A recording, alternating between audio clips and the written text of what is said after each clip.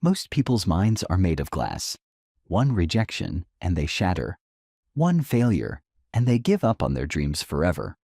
One criticism and they spiral into weeks of self-doubt. But what if I told you that you could build mental armor so strong that nothing could break you? Not failure, not rejection, not criticism, not even years of struggle and setbacks. Today, you're going to learn the exact techniques used by Navy SEALs, elite athletes, and billionaire entrepreneurs to build minds that cannot be broken. By the time you finish this, you'll understand how to construct psychological defenses that are literally impenetrable. You'll become the kind of person who gets stronger under pressure while others crumble. This isn't theory. This isn't motivation. This is mental warfare training for your mind, and if you apply what you learned today, you will never be the same person again. Chapter 1: The Mental Warfare Crisis. Your mind is under attack right now. Every single day, forces beyond your control are trying to break you down, weaken your resolve, and turn you into another victim of circumstance. The stress of modern life, the constant negativity, the endless distractions, the fear-mongering media, toxic people who drain your energy, social media algorithms designed to make you feel inadequate, economic uncertainty that breeds anxiety, political polarization that creates division, technological disruption that makes everything feel unstable. They're all weapons in a war being waged against your mental strength. And here's the brutal truth. Most people are losing this war. They're walking around with minds made of glass, shattering at the first sign of real pressure. One rejection from a job interview, and they convince themselves they're unemployable. One failed relationship, and they decide they're unlovable. One business setback, and they abandon their entrepreneurial dreams. One harsh comment from a stranger online, and they question their entire self-worth. One unexpected bill, and they spiral into financial panic. One health scare, and they become paralyzed by mortality fears. These people have turned themselves into psychological casualties without even realizing it. They've surrendered control of their mental state to external circumstances. They've made their inner peace dependent on things they cannot control. They've programmed themselves to be victims of whatever life throws at them. But what if I told you that you could build mental armor so strong that nothing could penetrate it? What if you could develop a mind so unbreakable that challenges actually make you stronger? What if you could become the kind of person who thrives under pressure while others crumble?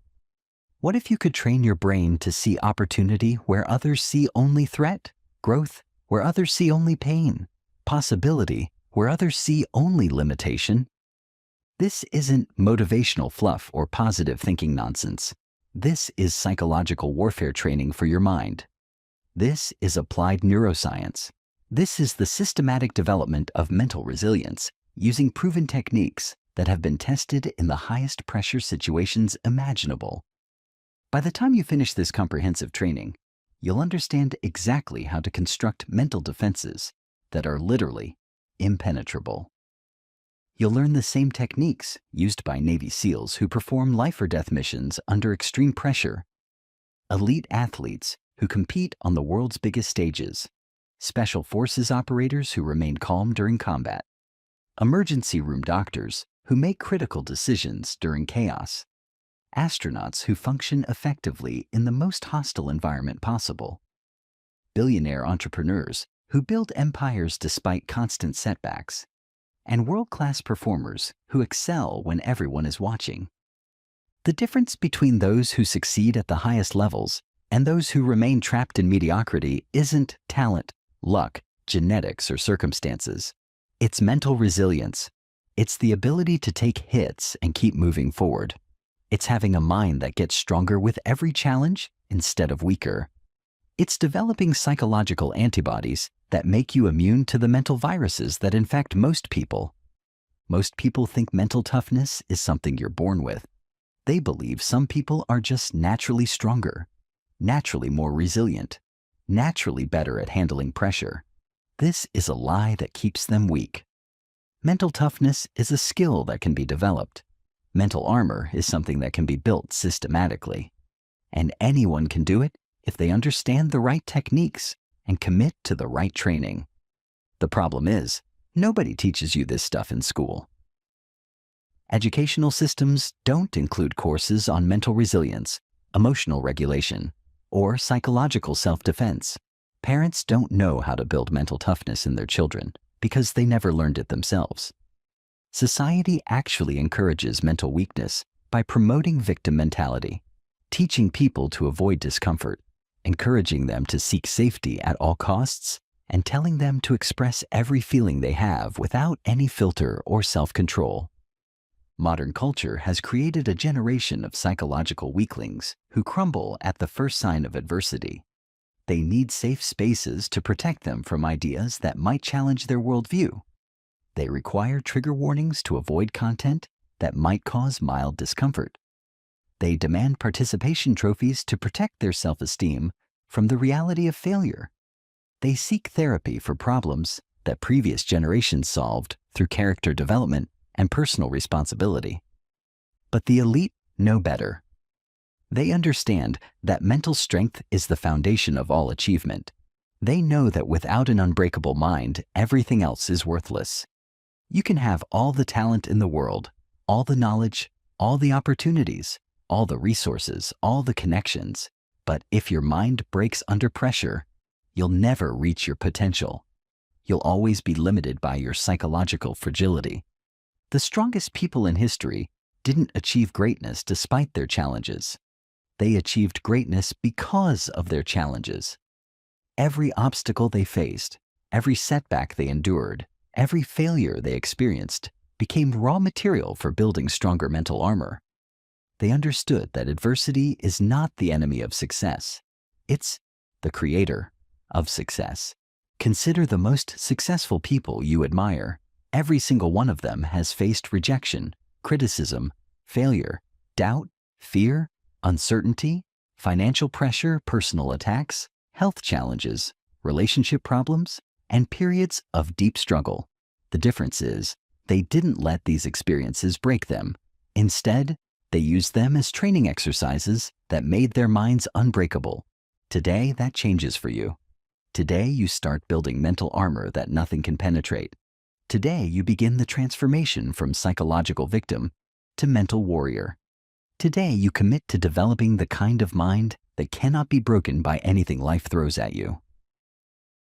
Chapter 2. The Anatomy of Mental Weakness. Before you can build an unbreakable mind, you need to understand exactly how minds break. Most people's mental defenses are so weak that they're practically inviting attack.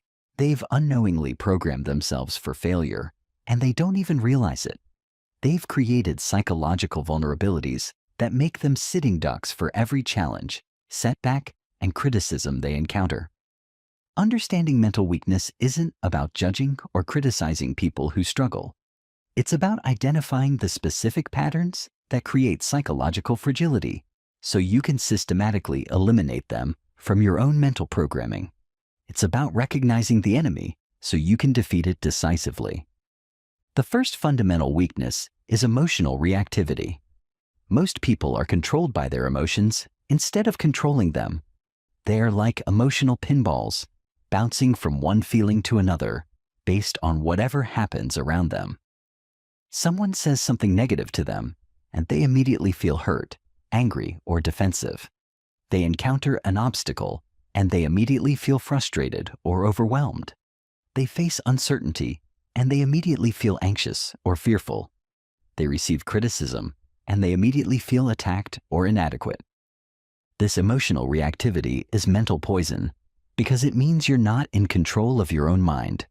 You're like a puppet being controlled by external circumstances.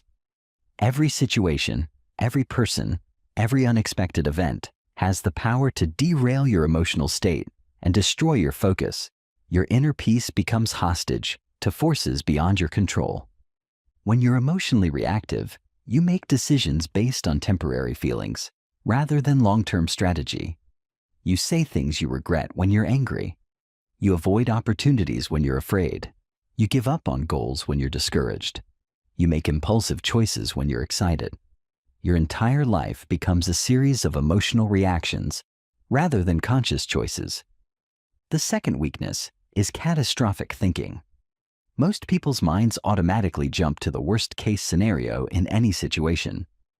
They get laid off from their job, and they immediately imagine themselves homeless and destitute. They get rejected by someone they're attracted to, and they convince themselves they'll never find love. They fail at something important, and they conclude they're failures as human beings. They face a health scare, and they assume they're dying. They encounter financial difficulties, and they envision complete ruin. This pattern of thinking creates a mental environment where fear dominates everything. Instead of seeing challenges as opportunities to grow stronger, they see them as threats to their survival. Instead of approaching problems with confidence and creativity, they approach them with anxiety and desperation.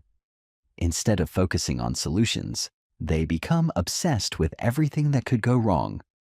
Catastrophic thinking is particularly destructive because it becomes a self-fulfilling prophecy. When you expect the worst, you unconsciously behave in ways that make the worst more likely. When you're convinced you'll fail, you don't put in maximum effort. When you're certain people will reject you, you act in ways that push them away. When you're sure something won't work, you don't fully commit to making it work. The third weakness is victim mentality. Most people blame their circumstances, their upbringing, their genetics, their bad luck, their toxic relationships, their unsupportive families, their discriminatory society, their unfair bosses, their economic disadvantages, or other people for their problems. They see themselves as powerless victims of forces beyond their control. This mentality is mental cancer because it destroys your sense of agency and responsibility. When you think like a victim, you stop looking for solutions and start looking for excuses. You stop taking action and start making complaints. You stop focusing on what you can control and start obsessing about what you can't control. You stop growing stronger and start growing weaker. Every setback confirms your belief that you're powerless, creating a downward spiral that's almost impossible to escape. Victim mentality is seductive because it provides immediate psychological relief. It's easier to blame external factors than to take responsibility for changing your situation. It's more comfortable to see yourself as powerless than to acknowledge that your choices have consequences. It's less threatening to believe that success is determined by luck than to admit that it's determined by effort and skill. But this temporary psychological relief comes at a devastating long-term cost. When you see yourself as a victim, you give away your power to create the life you want. You become dependent on external circumstances changing instead of taking responsibility for changing yourself. You wait for someone else to rescue you instead of developing the strength to rescue yourself. The fourth weakness is comfort addiction. Most people avoid discomfort at all costs. They stay in jobs they hate because leaving feels scary and uncertain. They avoid difficult conversations because confrontation feels uncomfortable and risky. They stick with familiar routines because change feels threatening and demanding. They refuse to challenge themselves because growth requires effort and temporary pain. They choose the known misery over the unknown possibility. They prefer the familiar prison to the uncertain freedom. They select the comfortable failure over the uncomfortable success. They pick the easy wrong over the difficult right. But here's what they don't understand. Comfort is the enemy of mental strength. Every time you choose comfort over growth, you're making your mind weaker. Every time you avoid a challenge, you're training yourself to be fragile. Every time you seek the easy path, you're programming yourself for failure when life gets hard. Every time you retreat to your comfort zone, you're shrinking your capacity to handle bigger challenges. Comfort addiction creates a vicious cycle where your tolerance for discomfort decreases over time. The more you avoid difficulty, the more difficult things become. The more you seek comfort, the more uncomfortable you become when comfort isn't available. The more you shelter yourself from challenge, the more challenging simple problems become. The fifth weakness is external validation dependency. Most people need constant approval, praise, recognition, and validation from others to feel good about themselves. Their self-worth depends entirely on what other people think of them. Their confidence rises and falls all based on external feedback. Their sense of value is determined by social media likes, professional recognition, romantic approval, family acceptance, peer admiration, and societal status. This makes them incredibly vulnerable because they've given control of their mental state to other people. One negative comment can destroy their confidence for days or weeks. One criticism can make them question everything they're doing. One rejection can convince them they're not good enough. One person's disapproval can derail their entire emotional stability. External validation dependency turns you into an approval-seeking machine rather than a goal-achieving machine. You make decisions based on what will make others happy rather than what will help you grow.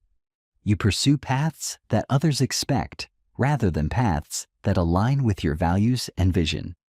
You become so focused on managing other people's opinions that you lose touch with your own authentic desires and capabilities.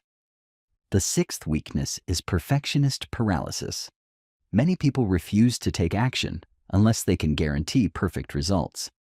They won't start a business unless they have a perfect plan.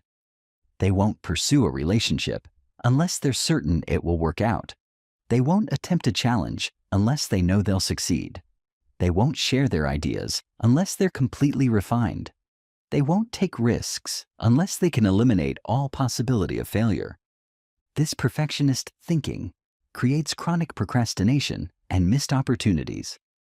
While perfectionists are waiting for perfect conditions, perfect timing, perfect preparation, and perfect guarantees, opportunities pass them by.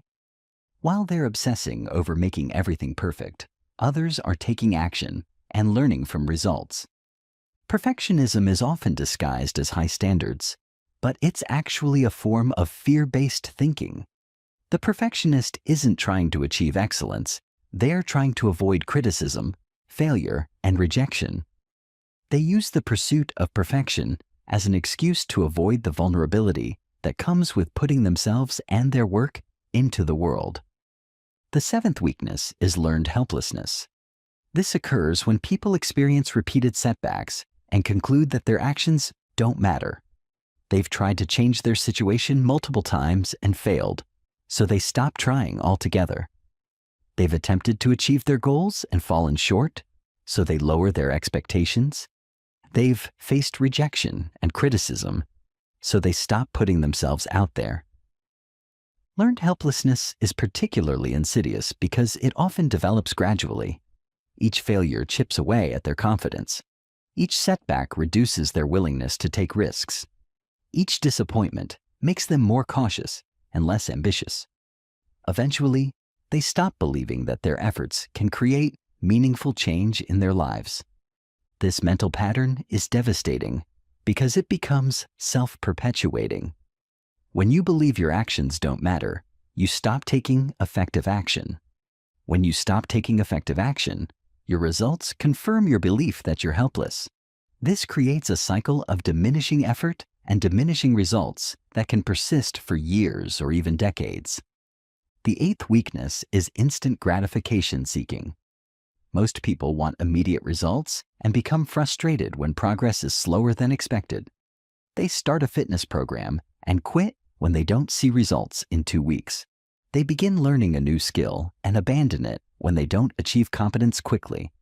They pursue a goal and give up when they encounter initial obstacles or delays. This need for instant gratification makes people vulnerable to quitting before they can experience the compound benefits of sustained effort. They never develop the patience and persistence required for significant achievement. They never experience the satisfaction of working through difficulties to achieve meaningful results. The instant gratification mindset also makes people susceptible to get-rich-quick schemes, miracle solutions, and easy fix promises. They're always looking for shortcuts that will allow them to bypass the effort and time required for real development. They become easy targets for anyone promising fast results with minimal effort. These 8 weaknesses create a mind that's vulnerable to attack from every direction. It's like having a fortress with walls made of paper, gates made of cardboard, and guards who run away at the first sign of trouble. The moment any real pressure is applied, everything collapses. But the good news is revolutionary. Every one of these weaknesses can be transformed into a strength. Every vulnerability can become an impenetrable defense. Every mental liability can become a psychological asset. And that transformation starts with understanding the science of mental resilience and the systematic process of building unbreakable mental armor. The people who achieve extraordinary results haven't eliminated these challenges from their lives. They've developed mental systems that make them immune to these psychological vulnerabilities. They've built minds that cannot be broken by emotional turbulence, catastrophic thinking, victim mentality, comfort addiction, validation dependency, perfectionist paralysis, learned helplessness, or instant gratification seeking. They've created psychological antibodies that protect them from the mental viruses that infect most people. They've developed mental immune systems that actually get stronger when exposed to psychological challenges. They've built minds that use adversity as fuel for growth, rather than allowing adversity to fuel defeat. Chapter 3: The Neuroscience of Unbreakable Minds. Your brain is not fixed. This is the most important thing you need to understand about building mental armor. For decades, scientists believed that adult brains couldn't change, that neural pathways were permanent, that you were stuck with whatever mental patterns you developed early in life. This was completely wrong, and understanding why changes everything about what's possible for your mental strength. The truth is revolutionary. Your brain is constantly rewiring itself based on your thoughts, actions, and experiences. This process is called neuroplasticity, and it's the foundation of building an unbreakable mind. Every time you think a thought, you strengthen certain neural pathways. Every time you respond to a situation in a particular way, you make that response more automatic in the future. Every time you practice a mental skill, you literally change the physical structure of your brain. This means that mental weakness isn't permanent, and mental strength isn't genetic. They're both the result of neural patterns that have been reinforced over time through repetition and practice. And just like you can build physical muscle through progressive training, you can build mental muscle through deliberate, neuroplasticity-based exercises. The implications are staggering. If your brain is constantly changing based on how you use it, then you have complete control over your mental strength, emotional resilience, stress tolerance, confidence levels, and psychological toughness. You're not a victim of your genetics, your upbringing, your past experiences, or your current circumstances. You're the architect of your own mind. But most people don't understand this, so they accidentally train their brains for weakness instead of strength. They repeatedly think negative thoughts, strengthening neural pathways that create pessimism and fear. They consistently respond to challenges with anxiety and avoidance, making those responses more automatic. They practice victim thinking, reinforcing neural patterns that make them feel powerless and helpless. The key is understanding which neural patterns create mental strength and which ones create mental weakness, then deliberately practicing the patterns that serve you while eliminating the patterns that sabotage you. When you face a challenge, your brain has 2 primary response systems it can activate: the fear system or the growth system. These systems are mutually exclusive. When one is active, the other is suppressed. Your mental strength depends on training your brain to default to the growth system instead of the fear system. The fear system is designed for survival in dangerous situations. When it's activated, your brain focuses on avoiding threats, minimizing risks, seeking safety, conserving energy, and escaping danger. This system served our ancestors well when they faced physical dangers like predators, natural disasters, and hostile tribes. But in modern life, it often works against us because most of our challenges aren't actually life-threatening. When the fear system dominates your thinking, you become risk-averse, pessimistic, reactive, defensive, and focused on avoiding failure rather than achieving success. You see challenges as threats instead of opportunities. You focus on what could go wrong instead of what could go right. You seek comfort and familiarity instead of growth and expansion. You make decisions based on avoiding pain rather than pursuing pleasure. The fear system also triggers a cascade of stress hormones that impair higher-level thinking functions. When you're in fear mode, your prefrontal cortex, the part of your brain responsible for strategic thinking, creative problem-solving, and emotional regulation, goes offline. Your amygdala, the primitive fear center, takes control and makes decisions based on fight, flight, or freeze responses. This is why people make terrible decisions when they're scared, angry, or overwhelmed. Their higher brain functions are literally suppressed in favor of primitive survival responses. They can't think clearly, solve problems creatively, or regulate their emotions effectively because their fear system has hijacked their neural resources. The growth system, on the other hand, is designed for adaptation, learning, and improvement. When it's activated, your brain focuses on exploring possibilities, solving problems, learning from experience, building capabilities, and expanding your comfort zone. You see challenges as opportunities to become stronger. You approach problems with curiosity instead of anxiety. You embrace discomfort as a sign that you're growing. When the growth system is active, your prefrontal cortex is fully online and operating at peak capacity. You can think strategically, solve problems creatively, regulate your emotions effectively, and make decisions based on long-term vision rather than short-term impulses. You can access your full cognitive resources and apply them to whatever challenge you're facing. The growth system also triggers the release of neurochemicals that enhance learning, memory, and performance. When you're in growth mode, your brain produces increased levels of dopamine, which enhances motivation and focus, serotonin, which stabilizes mood and promotes confidence, and BDNF, brain-derived neurotrophic factor, which literally grows new neural connections and enhances learning capacity. The difference between people with unbreakable minds and those with fragile minds is simple. They've trained their brains to default to the growth system instead of the fear system. They've rewired their neural patterns to see strength where others see weakness, opportunity where others see threat, and growth where others see danger. This rewiring doesn't happen overnight, but it's completely achievable through specific training techniques based on neuroplasticity principles. The most powerful of these techniques is called cognitive reconditioning, and it's based on the principle that you can literally reprogram your brain by changing your thought patterns.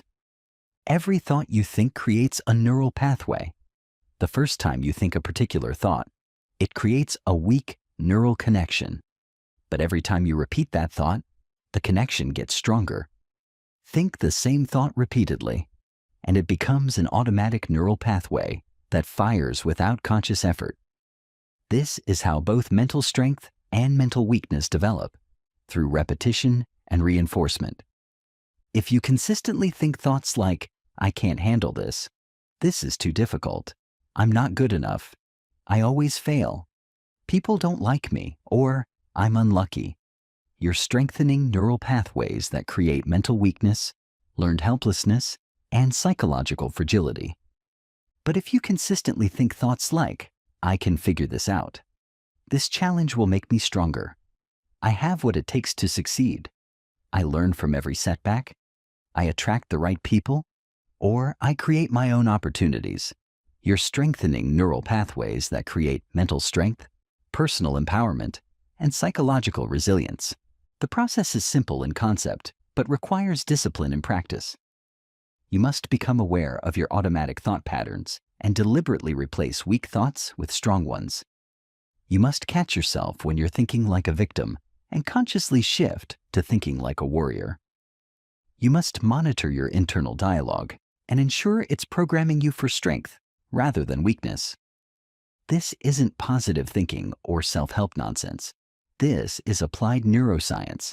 You're literally changing the physical structure of your brain to create mental patterns that serve you instead of sabotage you.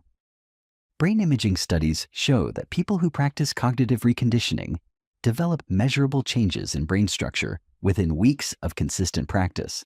But cognitive reconditioning is just the beginning. To build truly unbreakable mental armor, you need to combine it with other scientifically proven techniques that target different aspects of neural rewiring. Visualization is another powerful neuroplasticity tool. When you vividly imagine yourself handling challenges successfully, your brain creates neural patterns as if you're actually experiencing the situation. This is why elite athletes spend hours mentally rehearsing their performance. They're literally programming their brains for success before the actual event occurs. The key to effective visualization is making it as detailed and realistic as possible. You don't just imagine the successful outcome. You imagine the entire process, including the challenges you'll face and how you'll overcome them. You visualize feeling the stress response activate and then channeling it into enhanced performance. You mentally rehearse staying calm, focused, and effective under pressure.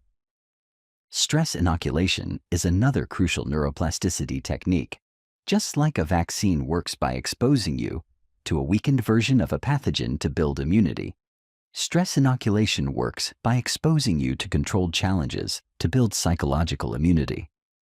Each time you voluntarily face a difficult situation and handle it successfully, you build neural patterns that increase your confidence and stress tolerance. The key is making the challenges progressive and manageable. You start with small stressors that activate your stress response without overwhelming your capacity to cope. As you build competence at handling smaller challenges, you gradually increase the difficulty level. This progressive approach builds stress immunity without creating traumatic experiences that could undermine your confidence. Mindfulness meditation is another powerful tool for brain rewiring. Regular meditation practice literally changes brain structure, increasing gray matter in areas associated with emotional regulation, attention control, and stress resilience, while decreasing activity in areas associated with anxiety and reactivity. The specific type of meditation matters less than the consistency of practice. Whether you practice focused attention meditation, open awareness meditation, loving kindness meditation, or body scan meditation, the key is regular practice that trains your brain to observe thoughts and emotions without being controlled by them. Physical exercise is also crucial for brain rewiring because it triggers the release of BDNF and other neurochemicals that enhance neuroplasticity. Regular cardiovascular exercise, strength training, and complex movement patterns all contribute to brain health and mental resilience. Exercise also provides natural stress inoculation by challenging your physical systems in controlled ways. Sleep optimization is essential because most brain rewiring occurs during sleep. Your brain consolidates new neural patterns, eliminates cellular waste products, and integrates new learning during deep sleep stages. Poor sleep quality can undermine all your efforts to build mental strength by preventing proper neural consolidation. Nutrition also plays a crucial role in brain rewiring. Your brain needs specific nutrients to build new neural connections and maintain optimal function. Omega-3 fatty acids, antioxidants, B vitamins, magnesium, and protein are particularly important for neuroplasticity and mental resilience. Social connections influence brain structure as well. Positive, supportive relationships trigger the release of oxytocin and other neurochemicals that enhance neuroplasticity and stress resilience. Isolation and toxic relationships, on the other hand, increase stress hormones that impair brain function and mental health. The most powerful approach combines all these techniques into a comprehensive brain training program. You practice cognitive reconditioning, to reprogram your thought patterns. You use visualization to mentally rehearse success scenarios. You engage in progressive stress inoculation to build psychological immunity. You meditate regularly to enhance emotional regulation. You exercise consistently to optimize brain chemistry. You prioritize sleep to consolidate neural changes. You eat foods that support brain health. You cultivate positive relationships that enhance resilience. This multifaceted approach creates compound effects that accelerate brain rewiring and mental armor development. Each technique reinforces and amplifies the others, creating exponential rather than linear improvement in mental strength. The timeline for significant brain changes varies depending on the intensity and consistency of your practice, but research shows that measurable changes can occur within 2 to 4 weeks of consistent training. Significant structural changes typically occur within 8 to 12 weeks. Life-changing transformations usually require 6 to 12 months of dedicated practice. The key is understanding that you're not just trying to feel better or think more positively. You're literally rebuilding your brain for unbreakable mental strength. You're creating new neural architecture that will serve you for the rest of your life. You're developing psychological capabilities that will compound over time and create exponential improvements in your resilience, confidence, and performance. Chapter 4. The 4 Pillars of Mental Armor. Mental armor isn't built from a single technique or strategy. It's constructed from 4 distinct but interconnected pillars, each targeting a different aspect of mental resilience. Master all 4, and your mind becomes virtually unbreakable. Neglect any one of them, and you create a vulnerability that can be exploited when pressure increases. Think of these pillars as the 4 walls of an impenetrable fortress. Each wall must be equally strong, or enemies will attack through the weakest point. Each pillar must be developed systematically, or your mental armor will have critical gaps that leave you exposed when you need protection most. The 4 pillars are emotional regulation, cognitive flexibility, stress immunity, and identity armor. Together, they create a comprehensive defense system that protects you from every form of psychological attack while simultaneously making you stronger through exposure to challenge. The first pillar, emotional regulation. This is your ability to maintain control over your emotional responses regardless of external circumstances. Most people are emotional slaves. They feel whatever their environment tells them to feel. But with proper emotional regulation, you become the master of your internal state.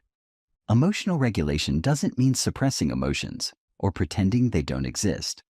It means having conscious control over how you process and express emotions. When someone criticizes you, you don't automatically feel hurt or defensive. When you face a setback, you don't automatically feel discouraged or defeated. When uncertainty arises, you don't automatically feel anxious or overwhelmed. Instead, you pause. You observe the emotion without being controlled by it. You choose how to respond based on your goals and values, not on your immediate emotional impulses. This creates an unshakable inner stability that external forces cannot disrupt. The foundation of emotional regulation is understanding that emotions are information, not instructions. When you feel angry, that emotion is giving you information, perhaps that a boundary has been crossed or an injustice has occurred. But the emotion itself is not telling you that you must react with aggression or retaliation. When you feel fear, that emotion is giving you information, perhaps that you're entering unfamiliar territory or facing a significant challenge. But the emotion itself is not telling you that you must avoid the situation or retreat to safety.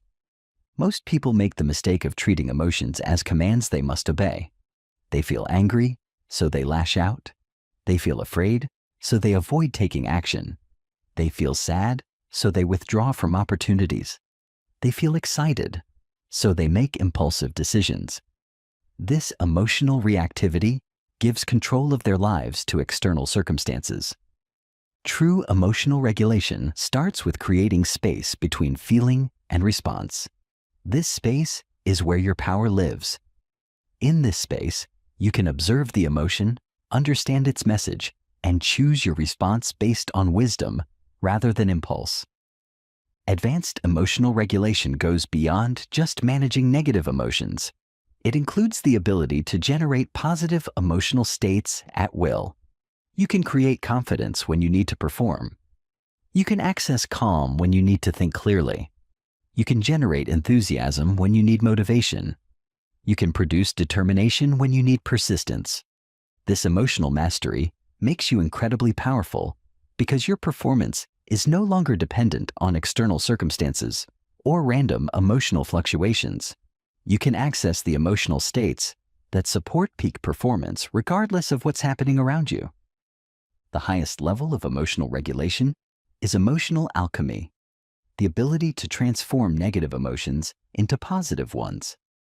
Instead of being weakened by anger, you transform it into determination. Instead of being paralyzed by fear, you transform it into excitement. Instead of being crushed by disappointment, you transform it into motivation for improvement. The second pillar, cognitive flexibility. This is your ability to adapt your thinking patterns based on changing circumstances. Most people have rigid mental models that break when reality doesn't match their expectations.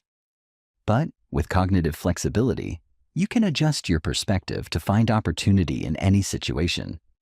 Cognitive flexibility means seeing multiple possibilities where others see only problems. It means finding creative solutions when conventional approaches fail. It means remaining optimistic about outcomes while being realistic about challenges. This mental agility allows you to navigate uncertainty with confidence instead of fear.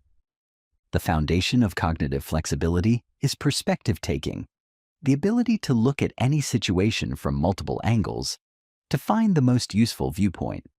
When you face a challenge, instead of automatically focusing on what's wrong or what you can't control, you train yourself to also look for what's right and what you can influence. Perspective taking doesn't mean ignoring problems or pretending difficulties don't exist. It means expanding your mental toolkit so you can choose the perspective that best serves your goals. Sometimes the most useful perspective focuses on solutions rather than problems. Sometimes it focuses on long-term benefits rather than short-term costs. Sometimes it focuses on what you can learn rather than what you can lose. Advanced cognitive flexibility includes assumption questioning, regularly examining your beliefs and mental models to ensure they're still serving you. What if that impossible goal is actually achievable with a different approach? What if that failed strategy would work in different circumstances? What if that unrealistic vision is exactly what's needed to create breakthrough results? The highest level of cognitive flexibility is paradoxical thinking, the ability to hold apparently contradictory ideas simultaneously and extract value from both. You can be confident but humble, focused but flexible, persistent but adaptive, optimistic but realistic. This allows you to navigate complex situations that would confuse people who think in binary terms. The third pillar, stress immunity. This is your ability to perform at peak levels under high-pressure conditions. Most people's performance degrades when stress increases, but those with stress immunity actually perform better when the stakes are higher. Stress immunity is developed through controlled exposure to challenging situations. Just like a vaccine works by exposing you to a weakened version of a disease to build immunity, stress immunity is built by deliberately putting yourself in pressure situations to build mental calluses. The foundation of stress immunity is stress reframing, changing your interpretation of stress symptoms from threatening to empowering. Instead of seeing increased heart rate as a sign of anxiety, you see it as your body preparing for action. Instead of interpreting nervous energy as fear, you see it as excitement for the challenge ahead. This reframe is based on cutting-edge research showing that stress is only harmful when you believe it's harmful. When you view stress as helpful and empowering, it actually enhances your performance and improves your health. Your body responds to your interpretation, not just to the stressor itself. Advanced stress immunity includes stress utilization, the ability to channel stress energy into enhanced performance. Instead of trying to eliminate stress, you learn to use it as fuel for heightened focus, increased energy, and improved capabilities. You become someone who gets excited about high-pressure situations because you know they bring out your best performance. The highest level of stress immunity is stress-seeking, actively pursuing challenging situations because you understand they make you stronger. You no longer avoid pressure. You seek it out as an opportunity to demonstrate your capabilities and continue building your stress tolerance. The fourth pillar, identity armor. This is having an unshakable sense of self that doesn't depend on external validation or circumstances. Most people's self-concept is fragile because it's based on temporary things like achievements, relationships, or social status. But identity armor is built on permanent foundations that can't be taken away. When you have identity armor, criticism doesn't threaten your self-worth because you know who you are independent of what others think. Failure doesn't define you because your identity isn't based on your outcomes. Rejection doesn't devastate you because your value isn't determined by other people's approval. The foundation of identity armor is principle-based identity, defining yourself by your values and principles, rather than by your achievements or circumstances. You become someone who acts with integrity, regardless of consequences. Someone who tells the truth, regardless of convenience. Someone who treats others with respect, regardless of their status. When your identity is based on principles, external circumstances cannot threaten your sense of self. You might lose money, but you cannot lose your integrity. You might face setbacks, but you can't lose your character. You might be criticized, but you cannot lose your values. Advanced identity armor includes capability-based identity, seeing yourself as someone who can develop whatever skills are needed to achieve your goals. You become someone who figures things out, someone who finds solutions, someone who adapts and overcomes. This makes you incredibly resilient because you never see yourself as permanently stuck or helpless.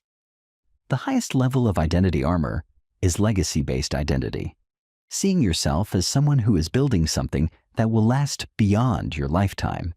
You make decisions based on long-term impact rather than short-term convenience. This gives you incredible strength during temporary setbacks because you're playing a longer game. How the four pillars work together.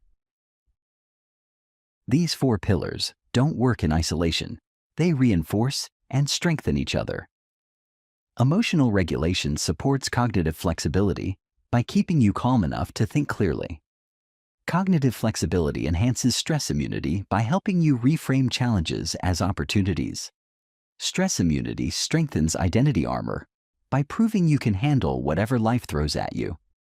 Identity armor stabilizes emotional regulation by giving you an unshakable foundation. When all four pillars are fully developed, they create a synergistic effect that makes you far stronger than the sum of the individual components. You become someone who remains emotionally stable under pressure, thinks clearly when others panic, performs better when stakes are higher, and maintains unshakable confidence regardless of circumstances.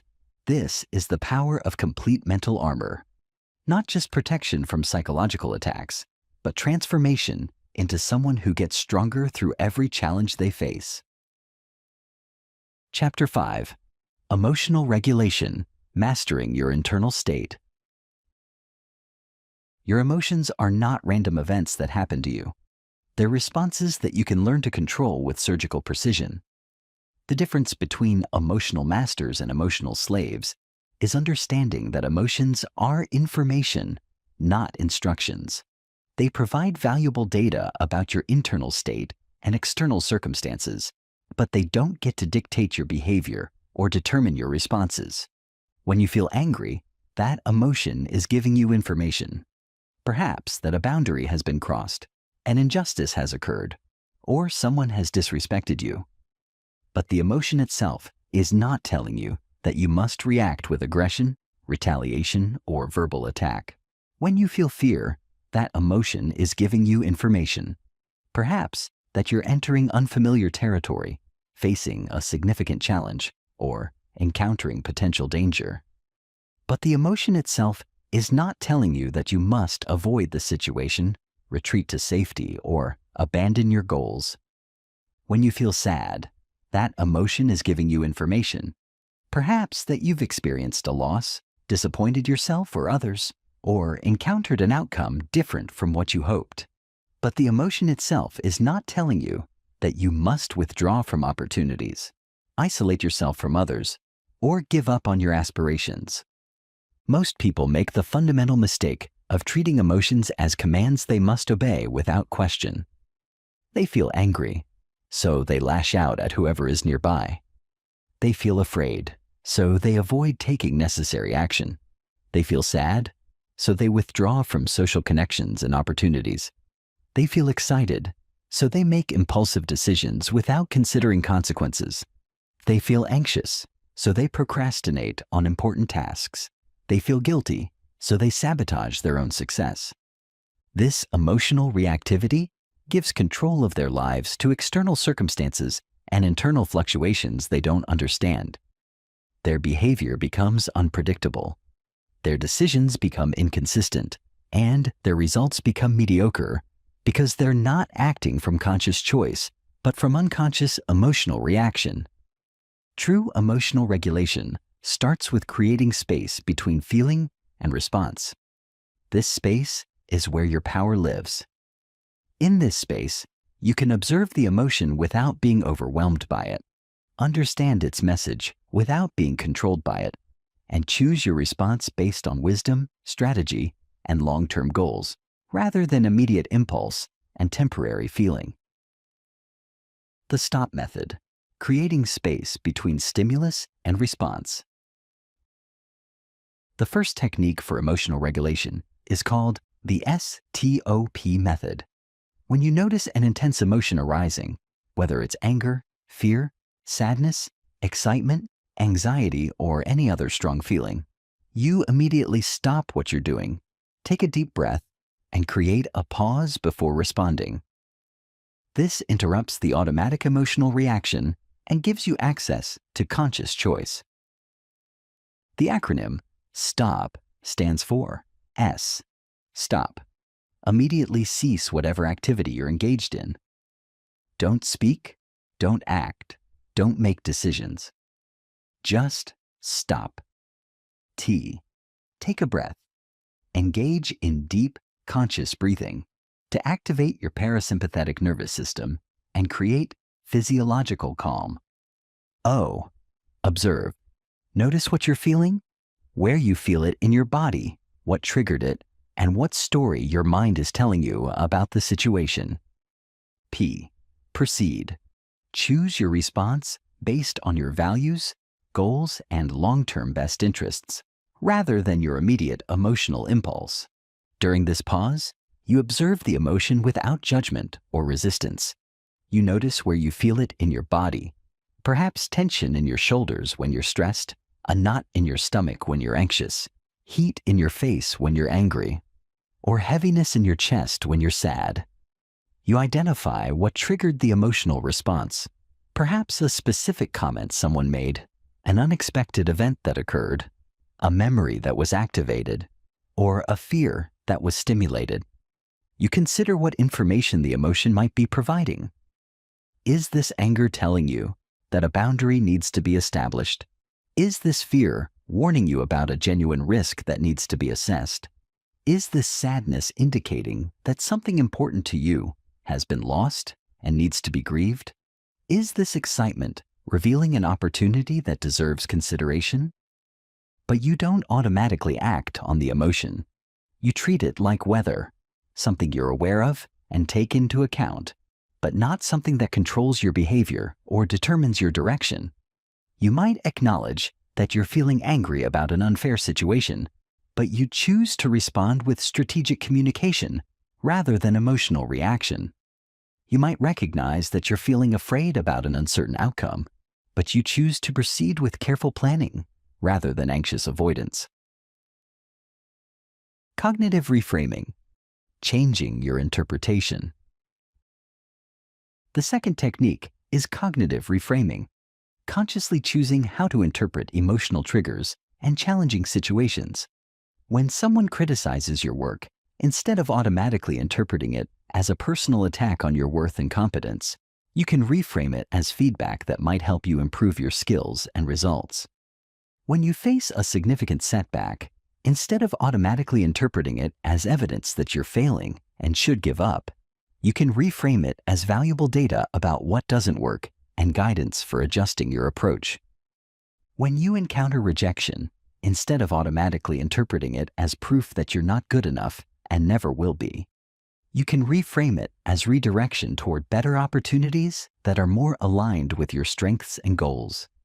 When you experience financial pressure, instead of automatically interpreting it as evidence that you're irresponsible and doomed to struggle, you can reframe it as motivation to develop better money management skills and create additional income streams. Reframing doesn't mean lying to yourself, denying reality, or pretending negative things are positive. It means choosing interpretations that empower you rather than weaken you, that motivate action rather than paralysis, that promote learning rather than defensiveness. It means looking for the aspect of any situation that can make you stronger, smarter, more capable, or more resilient. The key to effective reframing is asking better questions when challenging situations arise. Instead of asking, "Why does this always happen to me?" Ask, "What can I learn from this experience?" Instead of asking, "Why am I so unlucky?" Ask, "How can I use this situation to become stronger?" Instead of asking, "What's wrong with me?" Ask, "What skills do I need to develop to handle this better in the future?" These questions direct your brain toward solutions, opportunities, and growth, rather than toward problems, limitations, and victimhood. They activate your problem-solving capabilities rather than your self-pity mechanisms. They engage your creativity rather than your catastrophic thinking patterns. Emotional granularity, precision in emotional awareness. The third technique is emotional granularity, developing a sophisticated vocabulary and precise awareness of your emotional experiences. Most people have a very limited emotional vocabulary. They're either good or bad, happy or sad, confident or scared, motivated or lazy. But emotions are far more nuanced and complex than this, and the more precisely you can identify what you're feeling, the more control you have over your emotional responses.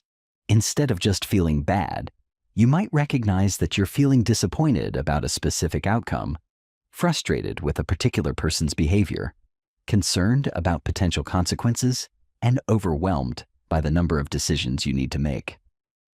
This specificity allows you to address each emotional component appropriately rather than being overwhelmed by a vague sense of negativity. Instead of just feeling stressed, you might identify that you're feeling pressured by an approaching deadline, anxious about a presentation you need to give, excited about a new opportunity that's available, and uncertain about which direction to take your career. This granularity helps you respond to each element strategically rather than being paralyzed by general stress. Emotional granularity requires expanding your emotional vocabulary beyond basic terms. You might feel annoyed rather than angry, curious rather than confused, determined rather than motivated, cautious rather than afraid, or energized rather than excited. The more precisely you can name your emotional experience, the more options you have for responding appropriately. Advanced emotional granularity includes recognizing emotional blends, situations where you're experiencing multiple emotions simultaneously. You might feel excited about a new opportunity and anxious about whether you can succeed at it. You might feel grateful for someone's help and frustrated that you needed help in the first place. You might feel proud of your accomplishments and concerned about whether you can maintain your performance level.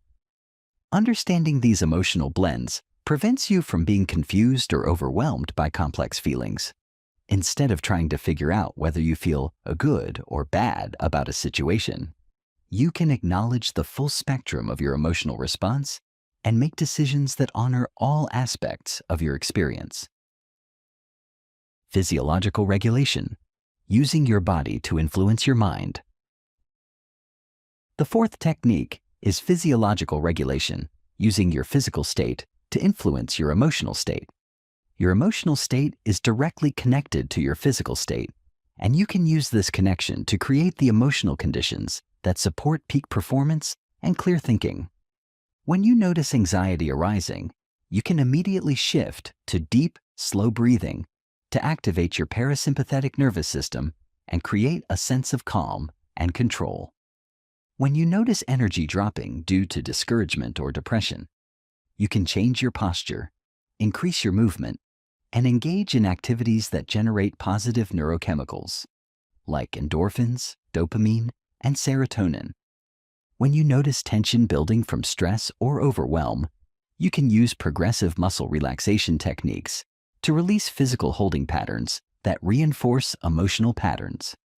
When you notice mental fog from confusion or uncertainty, you can engage in cardiovascular exercise to increase blood flow to your brain and enhance cognitive function. Your breathing pattern has immediate and direct effects on your emotional state. Short, shallow, rapid breathing activates your sympathetic nervous system and creates feelings of anxiety, urgency, and stress. Long, deep, slow breathing activates your parasympathetic nervous system and creates feelings of calm, control, and relaxation. Your posture also influences your emotional state through what researchers call embodied cognition. Standing or sitting with your chest open, shoulders back, and head up creates feelings of confidence, power, and optimism. Slouching with your chest collapsed, shoulders forward, and head down creates feelings of defeat, weakness, and pessimism. Your facial expressions affect your emotional state through feedback loops between your facial muscles and your brain. Smiling, even when you don't feel happy, triggers the release of mood-elevating neurochemicals. Frowning, scowling, or maintaining tense facial expressions reinforces negative emotional states. Your movement patterns influence your emotional state through their effects on neurochemistry and circulation. Vigorous physical activity releases endorphins, increases dopamine and serotonin levels, and improves blood flow to areas of the brain responsible for mood regulation. Slow, gentle movement like yoga or Tai Chi activates the relaxation response and promotes emotional balance. Emotional inoculation, building immunity through controlled exposure. The fifth technique is emotional inoculation, deliberately exposing yourself to controlled emotional challenges to build emotional resilience and immunity. Just like stress immunity, you can build emotional immunity by gradually exposing yourself to situations that activate emotional responses while maintaining your equilibrium and effectiveness. This might mean having difficult conversations you've been avoiding to build immunity to conflict and confrontation. It might mean putting yourself in situations where you might face criticism or rejection to build immunity to social judgment. It might mean taking on projects that stretch your comfort zone to build immunity to uncertainty and failure. It might mean practicing public speaking to build immunity to performance anxiety. It might mean negotiating for better terms in your personal and professional relationships to build immunity to potential conflict. It might mean sharing your ideas and creations publicly to build immunity to criticism and judgment. Each time you face an emotional challenge and maintain your emotional regulation, you build emotional muscle and expand your emotional comfort zone. You prove to yourself that you can handle difficult feelings without being overwhelmed by them. You develop confidence in your ability to navigate emotional turbulence while remaining focused on your goals and values. The key to effective emotional inoculation is making the challenges progressive and manageable. You start with emotional situations that activate your responses without overwhelming your capacity to cope. As you build competence at handling smaller emotional challenges, you gradually increase the difficulty level. This progressive approach builds emotional immunity without creating traumatic experiences that could undermine your confidence.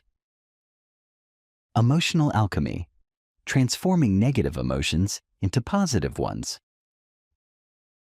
The sixth and most advanced technique is emotional alchemy, the ability to transform negative emotions into positive ones through conscious reinterpretation and energy redirection. Instead of being weakened by difficult emotions, you learn to transform them into fuel for enhanced performance and accelerated growth. Anger can be alchemically transformed into determination and focused energy for achieving your goals. Instead of letting anger make you reactive and destructive, you channel that emotional intensity into disciplined action toward meaningful objectives. You use the energy that anger provides while directing it constructively rather than destructively. Fear can be alchemically transformed into excitement and heightened awareness. Instead of letting fear paralyze you or make you avoid opportunities, you recognize that fear and excitement create identical physiological responses: increased heart rate, heightened alertness, enhanced energy. The only difference is your interpretation. By consciously reinterpreting fear as excitement, you transform a limiting emotion into an empowering one. Sadness can be alchemically transformed into gratitude and wisdom. Instead of letting sadness make you withdraw and isolate, you use it as an opportunity to appreciate what you've had, to connect more deeply with others who matter to you, and to gain perspective on what's truly important in life. Anxiety can be alchemically transformed into preparation and strategic thinking. Instead of letting anxiety make you avoid challenges or procrastinate on important tasks, you channel that emotional energy into thorough preparation, careful planning, and proactive problem solving. Frustration can be alchemically transformed into innovation and creative problem solving. Instead of letting frustration make you give up or settle for suboptimal solutions, you use it as motivation to find better approaches, develop new skills, or create innovative solutions to persistent problems. The key to emotional alchemy is recognizing that every emotion contains useful energy that can be redirected toward constructive purposes. No emotion is inherently negative or positive. It's how you interpret and channel the emotion that determines whether it serves you or sabotages you. Advanced emotional regulation, generating positive states at will. The ultimate goal of emotional regulation is not just managing negative emotions, but generating positive emotional states at will. This means being able to create confidence when you need to perform, access calm when you need to think clearly, generate enthusiasm when you need motivation, produce determination when you need persistence, and summon courage when you need to take risks. This advanced emotional regulation makes you incredibly powerful because your performance is no longer dependent on external circumstances, other people's behavior, or random emotional fluctuations. You can access the emotional states that support peak performance regardless of what's happening around you. Generating positive emotional states requires understanding the triggers and anchors that create those states naturally, then learning to activate those triggers consciously. Confidence might be triggered by remembering past successes, visualizing future achievements, adopting confident posture and breathing, or engaging in activities that demonstrate your competence. Calm might be triggered by deep breathing exercises, meditation practices, peaceful visualizations, or physical activities that promote relaxation. Enthusiasm might be triggered by connecting with your deeper purpose, visualizing the benefits of achieving your goals, or engaging with inspiring people and content. The key is developing a toolkit of reliable methods for accessing any emotional state you need, when you need it. This transforms you from someone who hopes they'll feel the right way at the right time to someone who can create the optimal emotional conditions for success in any situation. When you master emotional regulation at this level, you become emotionally anti-fragile. Challenges that would overwhelm others actually make you stronger. Situations that would destabilize others become opportunities for you to demonstrate your emotional mastery. You develop an inner calm and stability that cannot be shaken by external storms, while simultaneously maintaining access to the full spectrum of emotions that make life rich, meaningful, and powerful. Chapter 6. Cognitive Flexibility, the Art of Mental Adaptation. Your mind can be your greatest asset or your biggest limitation, and the difference comes down to one critical factor: flexibility. Rigid thinking patterns are mental traps that keep you stuck in outdated strategies, obsolete beliefs, and ineffective approaches long after they've stopped serving you. But cognitive flexibility turns your mind into a precision instrument that can adapt to any situation, find opportunity in any challenge, and create solutions where others see only problems.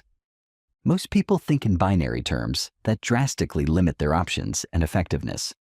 Something is either good or bad, right or wrong, possible or impossible, safe or dangerous, successful or failed. This black and white thinking might feel simpler and more certain, but it's actually a form of mental weakness that leaves you vulnerable when reality doesn't fit your predetermined categories. The world is complex, nuanced, and constantly changing. Success in any meaningful endeavor requires the ability to hold multiple perspectives simultaneously, to see opportunities where others see only obstacles, to find creative solutions when conventional approaches fail, and to adapt your strategies when circumstances change. This is the power of cognitive flexibility, the mental agility that separates those who thrive in uncertainty from those who are paralyzed by it. People with rigid thinking patterns become trapped by their own mental models. They have fixed beliefs about what's possible and what's not, what works and what doesn't, what they can do and what they can't. When reality contradicts these fixed beliefs, they either deny the reality or conclude that they're inadequate. They can't adapt because their mental frameworks won't allow them to see alternative possibilities. But people with cognitive flexibility understand that their mental models are tools, not truths. They hold their beliefs lightly, test them against results, and adjust them when evidence suggests a better approach. They see their thinking patterns as software that can be updated, rather than hardware that can't be changed. This flexibility allows them to navigate uncertainty with confidence instead of fear, to find creative solutions when conventional approaches fail, to see opportunities that others miss, and to adapt their strategies when circumstances change. They understand that the map is not the territory, and they're always willing to update their maps when they discover new territory. The first aspect, perspective shifting. The foundation of cognitive flexibility is perspective shifting, the ability to deliberately look at any situation from multiple angles to find the most useful viewpoint. When you face a challenge, instead of automatically focusing on what's wrong, what you can't control, or what might go wrong, you train yourself to also look for what's right, what you can influence, and what opportunities might be hidden in the situation. Perspective shifting doesn't mean ignoring problems, denying difficulties, or pretending that challenges don't exist. It means expanding your mental toolkit so you can choose the perspective that best serves your goals and supports effective action. Sometimes, the most useful perspective focuses on solutions rather than problems. Sometimes it focuses on long-term benefits rather than short-term costs. Sometimes it focuses on what you can learn rather than what you might lose. Consider a business failure from multiple perspectives. From one perspective, it's a devastating setback that proves you're not cut out for entrepreneurship. From another perspective, it's valuable education that cost money, but provided knowledge you couldn't get any other way. From a third perspective, It's a necessary step in your development that will make you stronger and more capable for your next venture. All three perspectives are valid, but they lead to completely different emotional responses and behavioral choices. The first perspective creates discouragement and withdrawal. The second perspective creates learning and skill development. The third perspective creates resilience and determination. The same objective facts can lead to completely different subjective experiences depending on which perspective you choose. Advanced perspective shifting includes temporal perspective changes, looking at situations from different time horizons. A setback that seems devastating when viewed from a 1-week perspective might seem minor when viewed from a 1-year perspective, and completely insignificant when viewed from a 10-year perspective. A criticism that feels crushing when viewed in isolation might seem constructive when viewed as part of a pattern of feedback designed to help you improve. A rejection that feels personal when viewed through the lens of your current emotional state might seem strategic when viewed through the lens of finding the right fit for your goals and values. The key to effective perspective shifting is asking different questions about the same situation. Instead of asking, "Why did this happen to me?" ask, "What can I learn from this experience?" Instead of asking, "What's wrong with this situation?" ask, "What opportunities does this situation create?" Instead of asking, "How can I avoid this in the future?" ask, "How can I use this to become stronger?" The second aspect, assumption questioning. Most of your mental limitations come from assumptions you've never examined. You assume certain things are impossible because you've never seen them done, or because someone told you they couldn't be done. You assume certain approaches won't work because they failed in the past or in different circumstances. You assume certain goals are unrealistic because they seem too big or because other people have told you they're unrealistic. Cognitive flexibility requires regularly questioning your assumptions and testing them against current reality rather than past experience or other people's opinions. What if that impossible goal is actually achievable with a different approach, better tools, or changed circumstances? What if that failed strategy would work in a different context, with different execution, or at a different time? What if that unrealistic vision is exactly what's needed to create breakthrough results that wouldn't be possible with more realistic goals? Most assumptions are inherited rather than examined. You absorb beliefs from your family, your education, your culture, your peer group, and your media consumption without consciously evaluating whether those beliefs serve your goals or limit your potential. These inherited assumptions become invisible mental barriers that constrain your thinking and limit your possibilities. Effective assumption questioning involves systematically examining your beliefs about what's possible, what's required for success, what causes failure, what you're capable of, what other people will accept, and what the world will support. You ask yourself, where did this belief come from? What evidence supports it? What evidence contradicts it? What would I try if I didn't believe this? What opportunities am I missing because of this assumption? This process often reveals that many of your limiting beliefs are based on outdated information, limited experience, or other people's fears, rather than objective reality. You discover that things you thought were impossible are actually just difficult. Things you thought were required are actually just preferred, and things you thought were permanent are actually just persistent. Advanced assumption questioning includes examining your assumptions about cause and effect relationships. You might assume that success requires certain credentials, connections, or advantages. You might assume that failure is caused by specific factors or indicates specific inadequacies. You might assume that certain outcomes are only possible under certain conditions. But many of these cause and effect assumptions are oversimplified or completely incorrect. Success can be achieved through multiple pathways. Failure can result from numerous factors, and outcomes can be influenced by variables you haven't considered. By questioning these assumptions, you discover new possibilities for achieving your goals and overcoming your challenges. The third aspect, pattern recognition and cross-domain transfer. Cognitive flexibility includes the ability to see connections and patterns that others miss, to take lessons from one domain and apply them to completely different areas, and to recognize when an old solution can solve a new problem or when a new approach is needed for an old challenge. This pattern recognition comes from actively seeking connections between seemingly unrelated concepts, experiences, and fields of knowledge.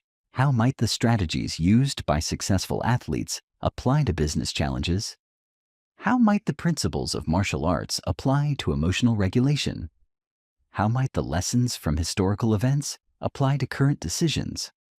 How might the techniques used in one industry solve problems in a completely different industry? Many breakthrough innovations come from cross-domain transfer, taking ideas, strategies, or technologies from one field and applying them to solve problems in another field. Velcro was invented by observing how burr seeds stick to animal fur. The design of airplane wings was inspired by bird flight. Many business strategies are adapted from military tactics or sports strategies. By actively looking for patterns and connections across different domains, you develop a much larger toolkit for solving problems and achieving goals. You're not limited to the conventional approaches used in your field or industry. You can draw upon insights and strategies from completely different areas of human knowledge and experience. Advanced pattern recognition includes recognizing meta-patterns, underlying principles that apply across multiple domains. The principle of leverage applies in physics, finance, business, and personal development. The principle of feedback loops applies in biology, psychology, technology, and relationships. The principle of compound growth applies in investing, learning, fitness, and skill development. When you understand these meta-patterns, you can apply them in any context where they're relevant. You can use leverage principles to amplify your efforts in any area. You can use feedback loop principles to create continuous improvement in any system. You can use compound growth principles to create exponential results in any endeavor. The fourth aspect, scenario planning and contingency thinking. Instead of assuming things will go according to plan, cognitively flexible people prepare for multiple possibilities and develop contingency strategies for different scenarios. They ask themselves, what if this approach doesn't work as expected? What if circumstances change in ways we haven't anticipated?